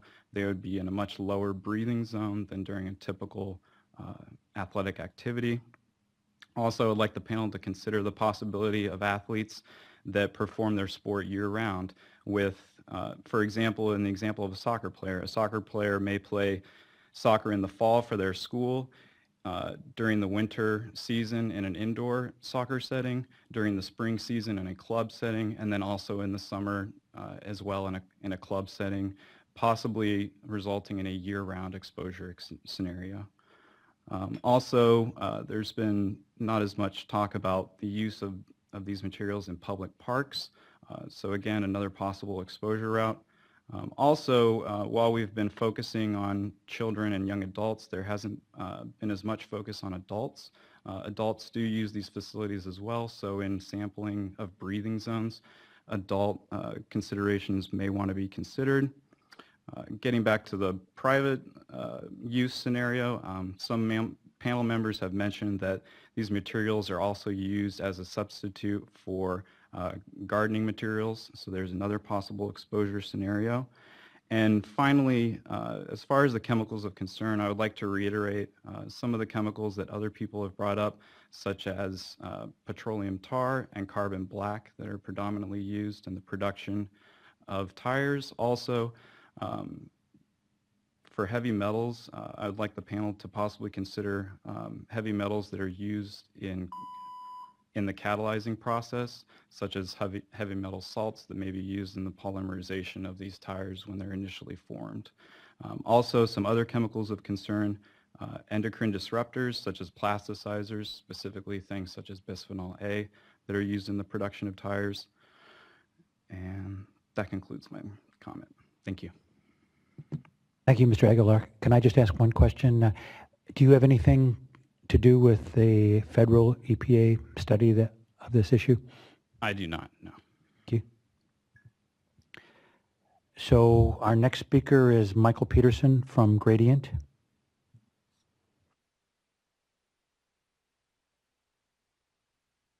Good afternoon, everyone.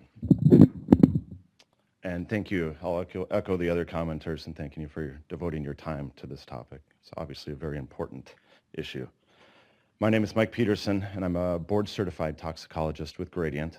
I'm also here on behalf of the Recycled Rubber Council, but my initial work in the safety of synthetic turf was an independent investigation and risk assessment that was conducted for a local health district in Washington State.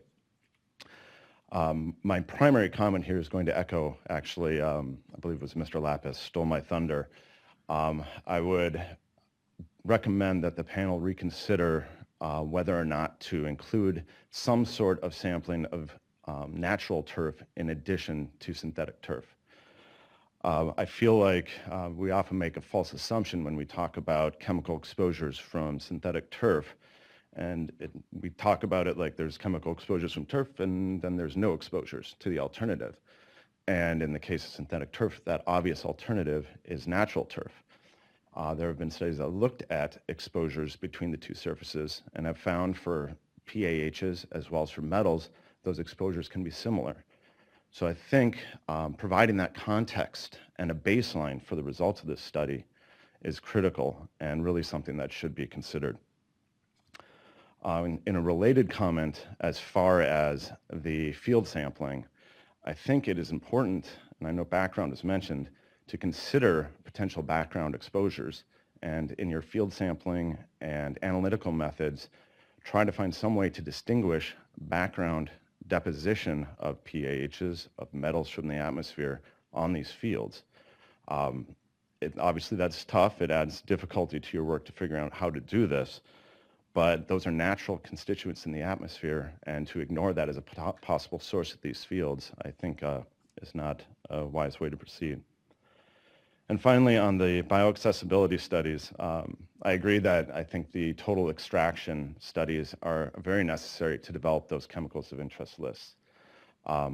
However, for the focusing on the risk and the exposure scenarios, obviously those bioaccessibility studies are going to be key. And just as an aside, since I have 38 seconds left, strangely, my master's work was with using simulated gastric fluid, looking at PAH bioavailability, and we used whole milk to simulate the lipids in there. The experiment actually didn't work out very well, so I don't know if you really want to use that data, but just a suggestion for staff. Thanks again for the opportunity to comment, and that's all I have. Thank you, Mr. Peterson. Any questions of Mr. Peterson? Okay, thank you. That concludes the list of public speakers that I have. Is there anyone else? If not, then I think we'll close the public comment period. I'm sorry, we should check and see if we have any email. Oh, sorry. We received several comments through the email. So we summarize it. Do you want us to present it now? Yes, please. So it's a summary of what we've read on the internet comment. Some of them are really lengthy. The first one is there's uncertainty on unknown chemical for their toxicity. They don't have available toxicological data. How do we assess a study that's such a short time to have a conclusion on these unknown, and how can we find a known certainty for this study? So, second. Try to take turn. It is important to compare old and new fuels because degradation of chrome rubber in the environment can produce very fine particles, and they may also enhance chemical absorption. This comment suggests include an epi study on athlete playing on this synthetic turf material at different frequency, different duration, and look for the cancer incidence. Study should include carbon black and nanoparticles. We should include synergistic antagonistic study on unknown toxicant effect, example using mutagenicity study like Ames test. Given what we have learned from Coach Amy Griffin, an epidemiological study is needed. Injection in high school player believed to be low. And then inhalation of VOC in open field would also be low. But the commenter believed thermal absorption should be a very critical pathway, especially there's cut and scrapes during ball games activity. Synthetic turf can reach temperature much higher than 120 degrees Fahrenheit. And the study need to look at the effect of high temperature on the chemicals emitted as well as on the players themselves. The commenter suggests Ames type of tests on the material, also with consideration of metabolites. And also it is the test for aggregate toxicity. But the real trick is to figure out if the extraction process itself is similar to the real world exposure. So that's what we have on the internet during the meeting and before the meeting. Thank you, Drs. Wong and Ting. So what's on the schedule is for the panel to take into consideration the public comments, both delivered here orally and those we just heard about from email. And we're supposed to be having a final discussion of the various issues that have been put forward today, both by staff and the public comments. So I don't know if somebody would like to start. I mean, I think one issue that came up with several commenters is, appropriate control scenarios. And I know some panel members have already weighed in on this, but, I think it behooves us to consider it further. People can say the same thing if they still feel the same way, but I think we need to discuss it more.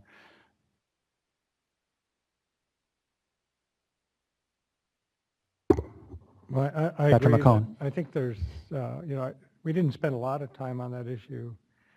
And if the baseline, I mean, if the population of concern are people using various recreational facilities with either natural grass or synthetic turf, I'm trying to think of what might be a way of an extraction. I mean, one of the issues is it the soil? Is it the grass on the soil? Is it the combination?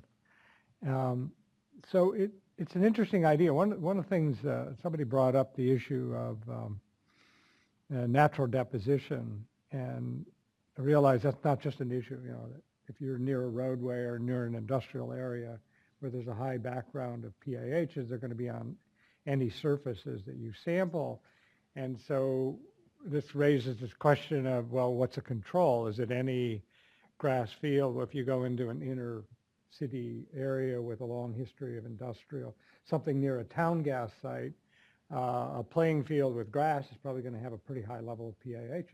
Right? So if that's your control, and then your study site is somewhere out in the suburbs, you got a problem, in an inappropriate control. So selecting controls, I mean, if it's side by side, that's interesting, but they both may be side by side in the wrong area, that is near an area that's historically industrial. And so it's not an easy task to decide what's a real appropriate set of controls. There really can't be one or two control fields because of the variability of the content. We would expect to find a number of naturally occurring and historically derived contaminants in any natural soil. The other part is extracting from dirt. That's a lot of work. It's doable, but setting up the same protocols and applying them to soil is going to be a challenge. I don't know, running soil through, we did this once, running soil through an extraction is a nightmare. You can clean it up. I do, this is Linda Sheldon, I do agree with the comments that some kind of control is needed. For air, it's easy. You do an upwind sample at every site. I guess the question is for the fine particles, the soil, what do you do? I think it has to be matched at the site. As somebody had said earlier had said to me, so how do you distinguish between what's just depositing on the field as opposed to what's in the field or in the turf and coming up?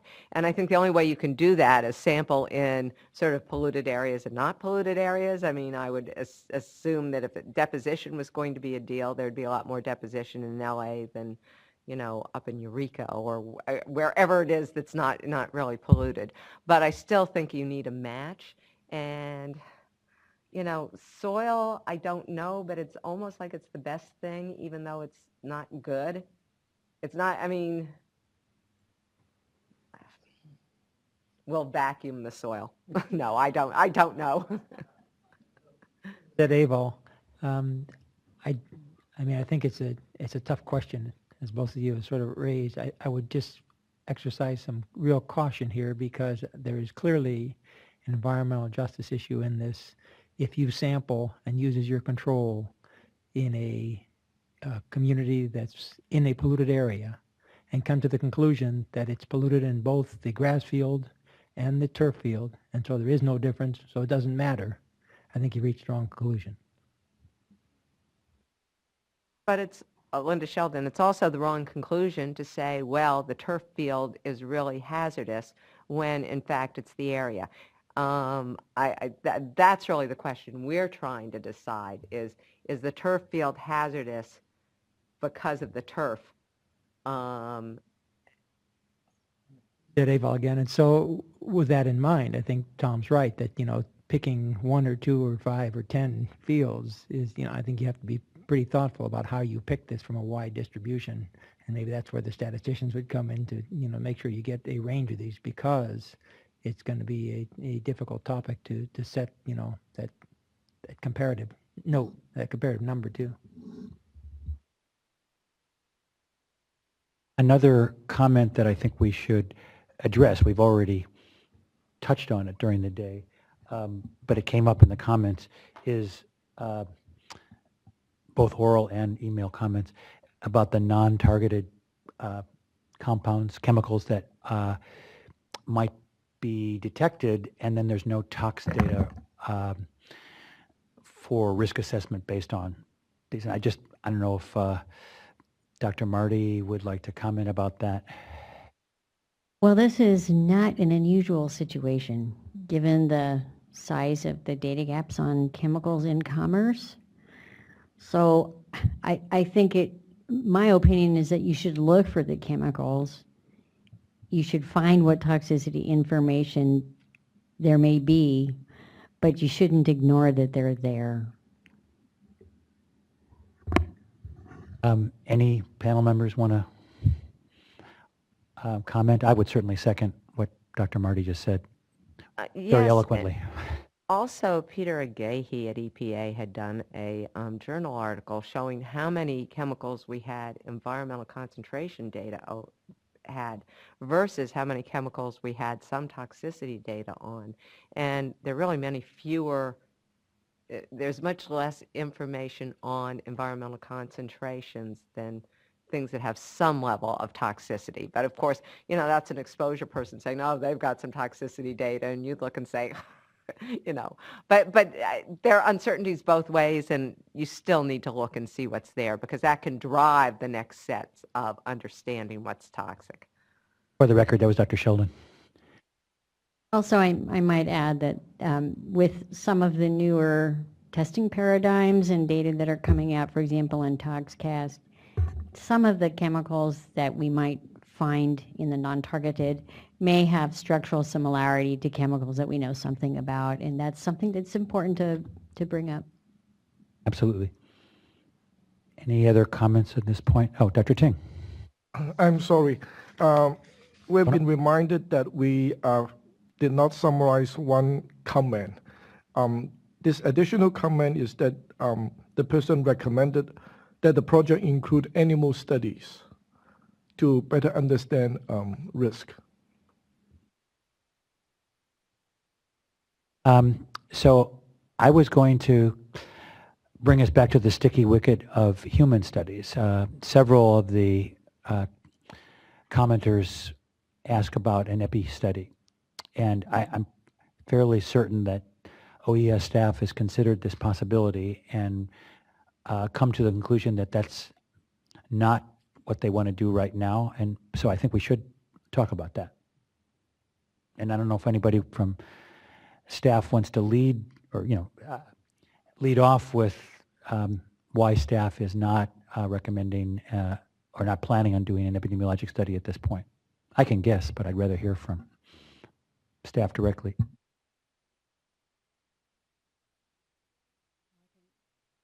I'll give it a try. Lauren, chime in.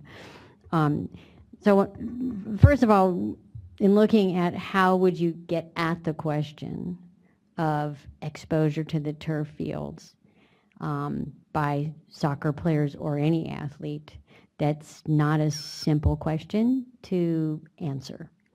So you'd have to know quite a bit about how long people played. You'd have to have, even if you try to do like a case assessment, you'd have to have the cases, you'd have to know a lot about their past exposures. And the lag time would have to be sufficient for cancer to show up. So looking at that and realizing just the complexity of figuring that out made us understand, we're going to need an awful lot more money than we've got, and a lot more time. And the other issue is one study does not a database make. So you may do a study, warts and all, you get a finding. What do you do with that finding? People were asking us about, well, it's going to be definitive if you study people. And actually that's not really true. So we just didn't see that we should try to get, I think we estimated a huge amount of money to do a study that we were not sure we could even get a decent study design to answer the question. So we did what we do for lots of other environmental contaminant issues. We decided, well, let's figure out what chemicals people get exposed to by playing on the fields. Look at what we know about those chemicals. We know some of them are carcinogens. We already know that. And what is the extent of exposure? And then use that to say, is there a health risk from playing on these fields? And then you can make policy decisions with that information. So, nothing's perfect, but that is one way we felt we could actually do something. Thank you, Dr. Marty. I think that was a good explanation for the reasons that you've chosen the path that you're on and that we're advising you about. Does anybody on the panel want to weigh in on this question?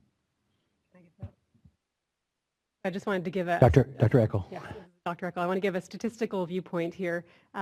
Whenever I'm thinking about designing a study, it's very important to understand the variability in exposures, and I think taking this first step will help us really understand what drives differences in exposures. And in my experience on the Children's Health Study, as Ed Abel was pointing out, one of the things that's made that Southern California Children's Health Study so successful is that they really capitalized on variation in exposure. So they recruited kids in clean areas and kids in dirty areas to design an efficient study to look at the effects of those exposures on kids' health. So I think having information about the variability in exposure will help down the road to design an efficient study in an epi setting.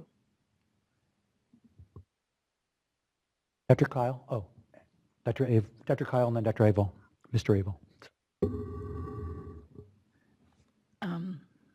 The thing about it that's on my mind a little bit is whether there'd be some value in having any further discussion about it, because some of those statements and the informal work that's been done, a lot of people are acquainted with that, and it's been on the news and everything, and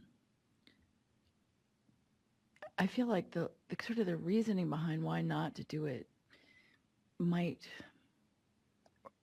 or what could be gotten out of it, what it would cost. It seems like it may need more exploration in some appropriate forum.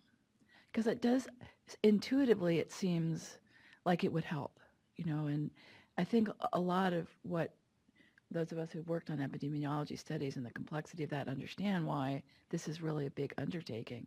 But it seems counterintuitive in a way. And in the spirit of group learning here, and I'm just wondering out loud whether there would be some way to explore that further in a way that would be constructive and not, add to everyone's understanding. Because one of the reasons for this is to explore questions of public concern and public policy concern. And so we want to bring together understanding across between, what the scientists, the study is, and what the public understands, people who are concerned about this. And I can see that this is going to take some effort as we move forward. But this part of it isn't part of that dialogue necessarily, and it just seems like there could be some benefit to that. Maybe I don't know, maybe not, but I feel a little bit like it's something people are really wondering about. Ed Abel. So, our group does these kinds of long-term perspective studies as a matter of research, and I think it's a reasonable question to ask. I do think that Dr. Eccles is exactly right, that we need to know something about the range of exposure to be able to have some idea that it would be appropriately powered so that we could detect an effect, or be confident, somewhat confident that if there were an effect there to be seen, we could detect it. Because rightfully or wrongfully, whether there are other studies or not, people will look at the study that is done and say, here's what you found or didn't find. And so I think there would be a lot of pressure, to make sure, certainly to make sure that it was appropriately designed and powered, et cetera, to have a fair chance of seeing what was there. The other thing I might mention is, you mentioned it in the context of cancer, but I think a legitimate question would be what the health outcomes of interest might well be, and beyond cancer. And so I think, thinking about what the design of such a study might be, you'd want to give some care and thought to that as well. So I think, Dr. Kyle is right. Maybe, there ought to be a discussion about how might such a study been done, what might be the endpoints, if we understood better the mechanisms of exposure and the importance of the relative pathways of exposure, be it dermal or respiratory, et cetera, then we might be able to properly look for the right health outcomes before, to design the study to have the best possible chance of answering the questions. I might suggest, this is John Baums, I might suggest that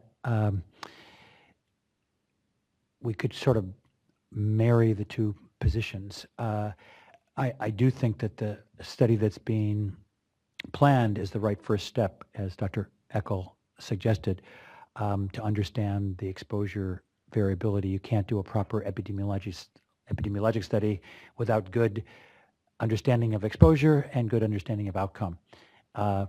And Dr. Abel just made the point about outcome. And I know staff's got a lot on their plate to do this study, but I think some parallel planning planning maybe is too strong. Some parallel consideration of whether an epidemiologic study could be undertaken down the road, I think is reasonable if staff has the time and energy to do that. I realize it would be a lot of work to do such a study, and it would cost a lot of money, but that doesn't mean that we shouldn't be considering it. And again, given the level of public concern and the publicity, I think Dr. Kyle makes a good point that I think it would be a good faith effort on the part of the agency if they could enter into a dialogue about considering an epidemiologic study down the road after this study has given us much more information about exposure. And maybe after we have the results of the study, we don't think it's wise to do an epidemiologic study, but we, on the other hand, might think it's the wise thing to do. So I think considering it seems reasonable to me if, again, staff has the resources for that.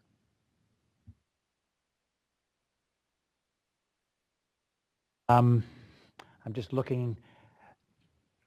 Mutagenesis assays came up a couple times in public comments. I don't want to, Dr. Marty is being distracted here, but she's the one I would turn to respond to that. Is there any role for mutagenicity assays? Just several people brought that up in public comments. I would say yes, there's a role. We are trying to work with our federal colleagues and figure out things that can be done that complement each other within a reasonable time frame. So that is one issue that we've talked about with some of our folks. Thank you. Several of the other comments brought up issues that staff had already, excuse me, that the panel had already weighed in on. Old versus new fields, I think, to a person up here, unless I'm misconstruing what I've heard, we all think that you have to look at old versus new fields. The question is how many old fields, how many new fields? That's an important question. Several people brought up dermal exposures and high temperature. I don't think there's any quibbles with that in terms of the panel. Again, it's how you look at the dermal exposure, and Dr. McCone weighed in on that in terms of the lipid barrier. Tom McCone, just, I mean, somebody did bring up blood, and it's one of the biological media that really wasn't on the list, and we did talk about injuries. So I'm actually thinking that you may want to look carefully at what your, biological, your bioaccumulation test is. And I mean, it might be, in some ways, when we're screening, we just look at KOW, right, as a first step.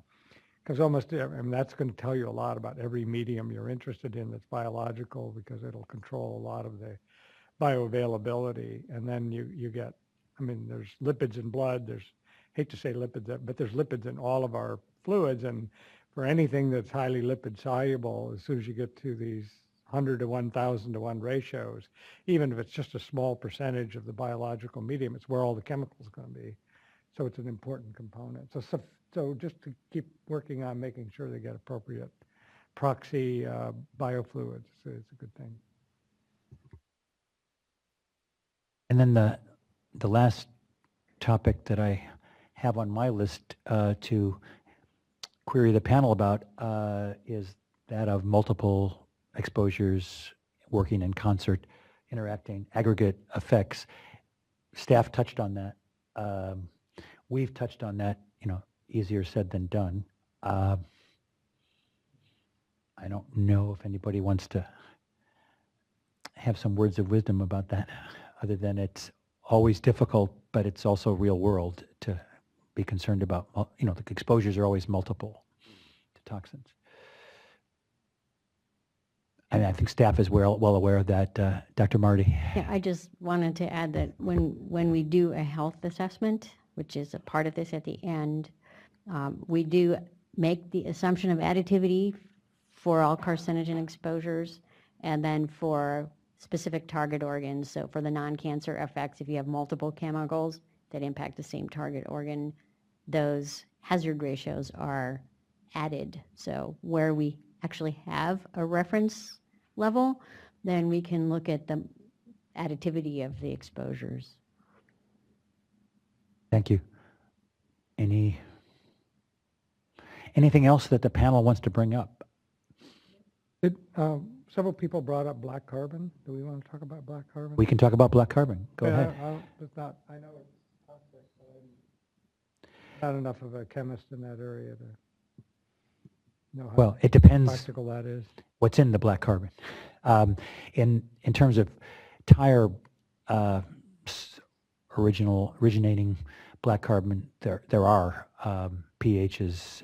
I was telling Dr. Zeiss on the train ride up from Berkeley this morning how when I first got into the area of occupational medicine in New Haven when I was a fellow at Yale, there was an Armstrong tire factory nearby, and we saw workers from that facility, and that's, I learned about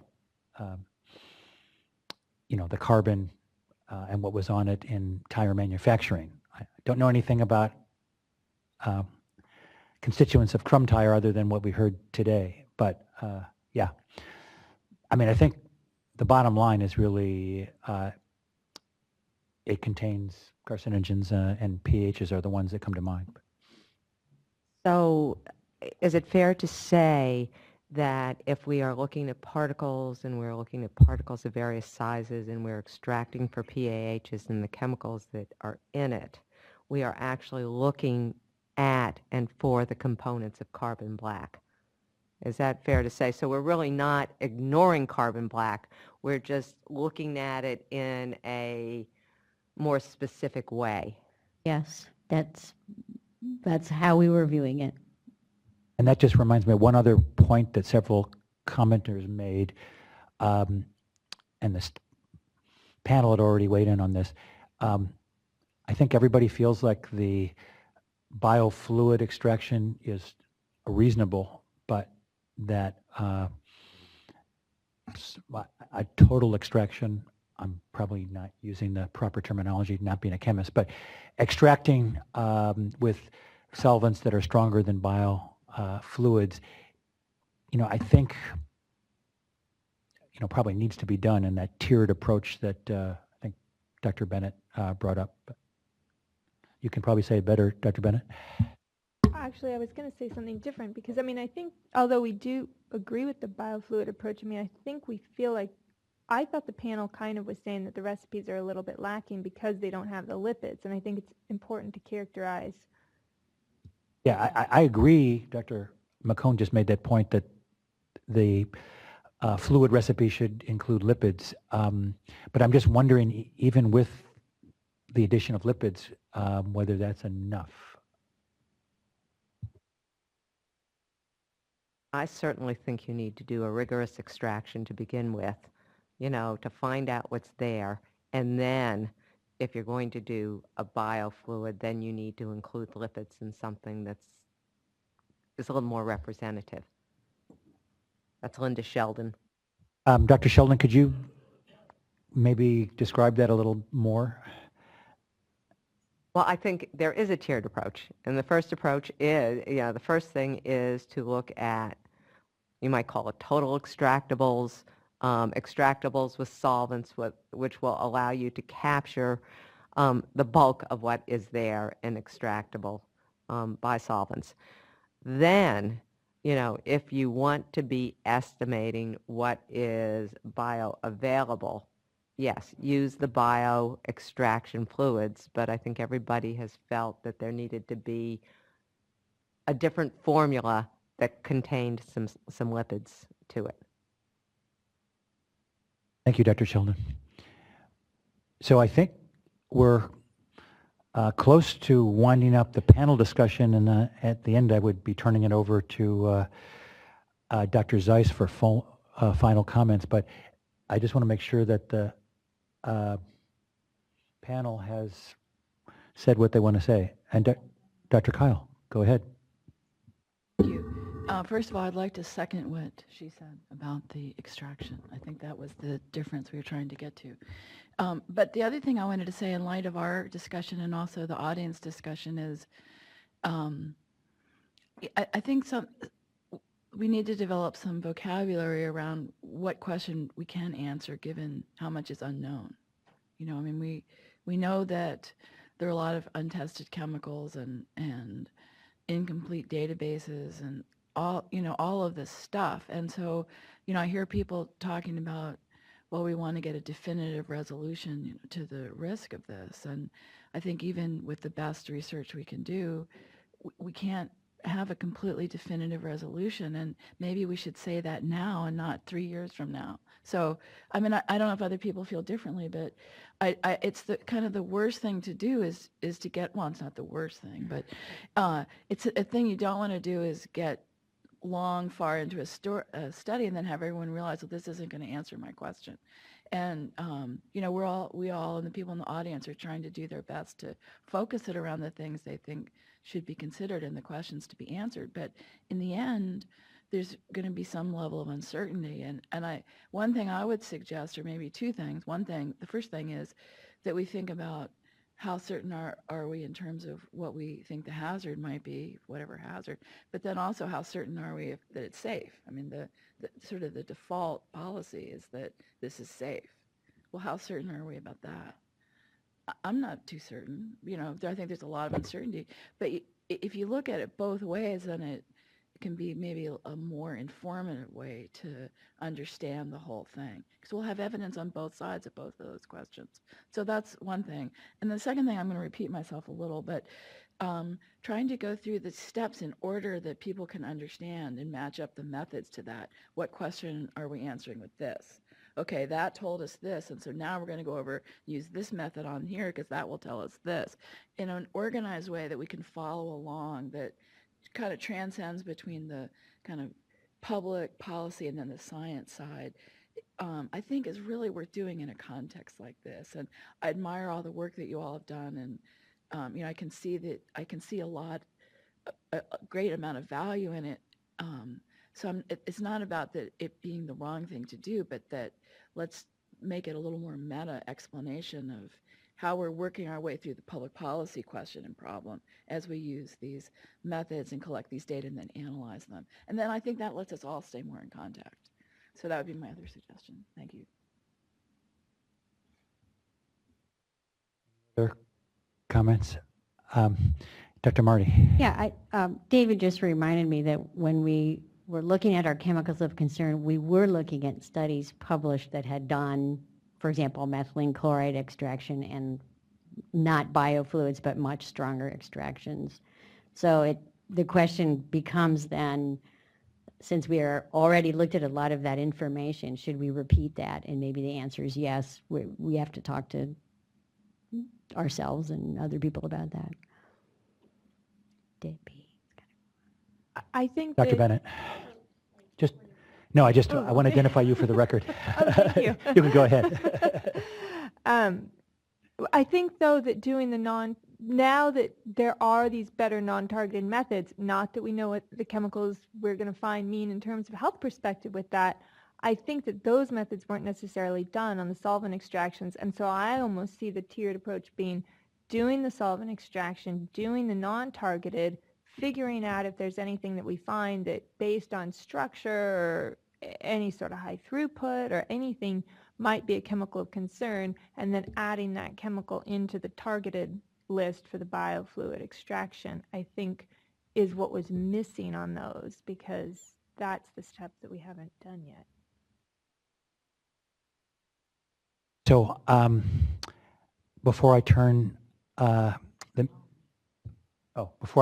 meeting back over to Dr. Marty, I just wanted to echo Dr. Kyle's, I think, cogent comments about sort of defining the uncertainty in the process and where we can develop some certainty and where uncertainty will still persist. And I say that in the context of the desire on the part of some public commenters for an epi study, because epidemiologic studies, they often end up with uncertain results that are hard to interpret.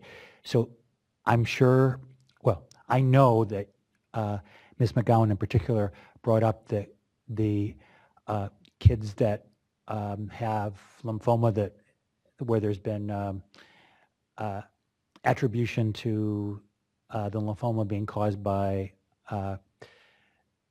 playing on artificial turf fields. It's not satisfying to not have an answer about those kids with lymphoma, but an answer from an epidemiologic study wouldn't come easily about that question. So while I mentioned that I think consideration of an epidemiologic study down the road is important for staff, I think getting this study done as best as it can be is the important first step. And I really want to thank everyone here today and those participating by email and webinar.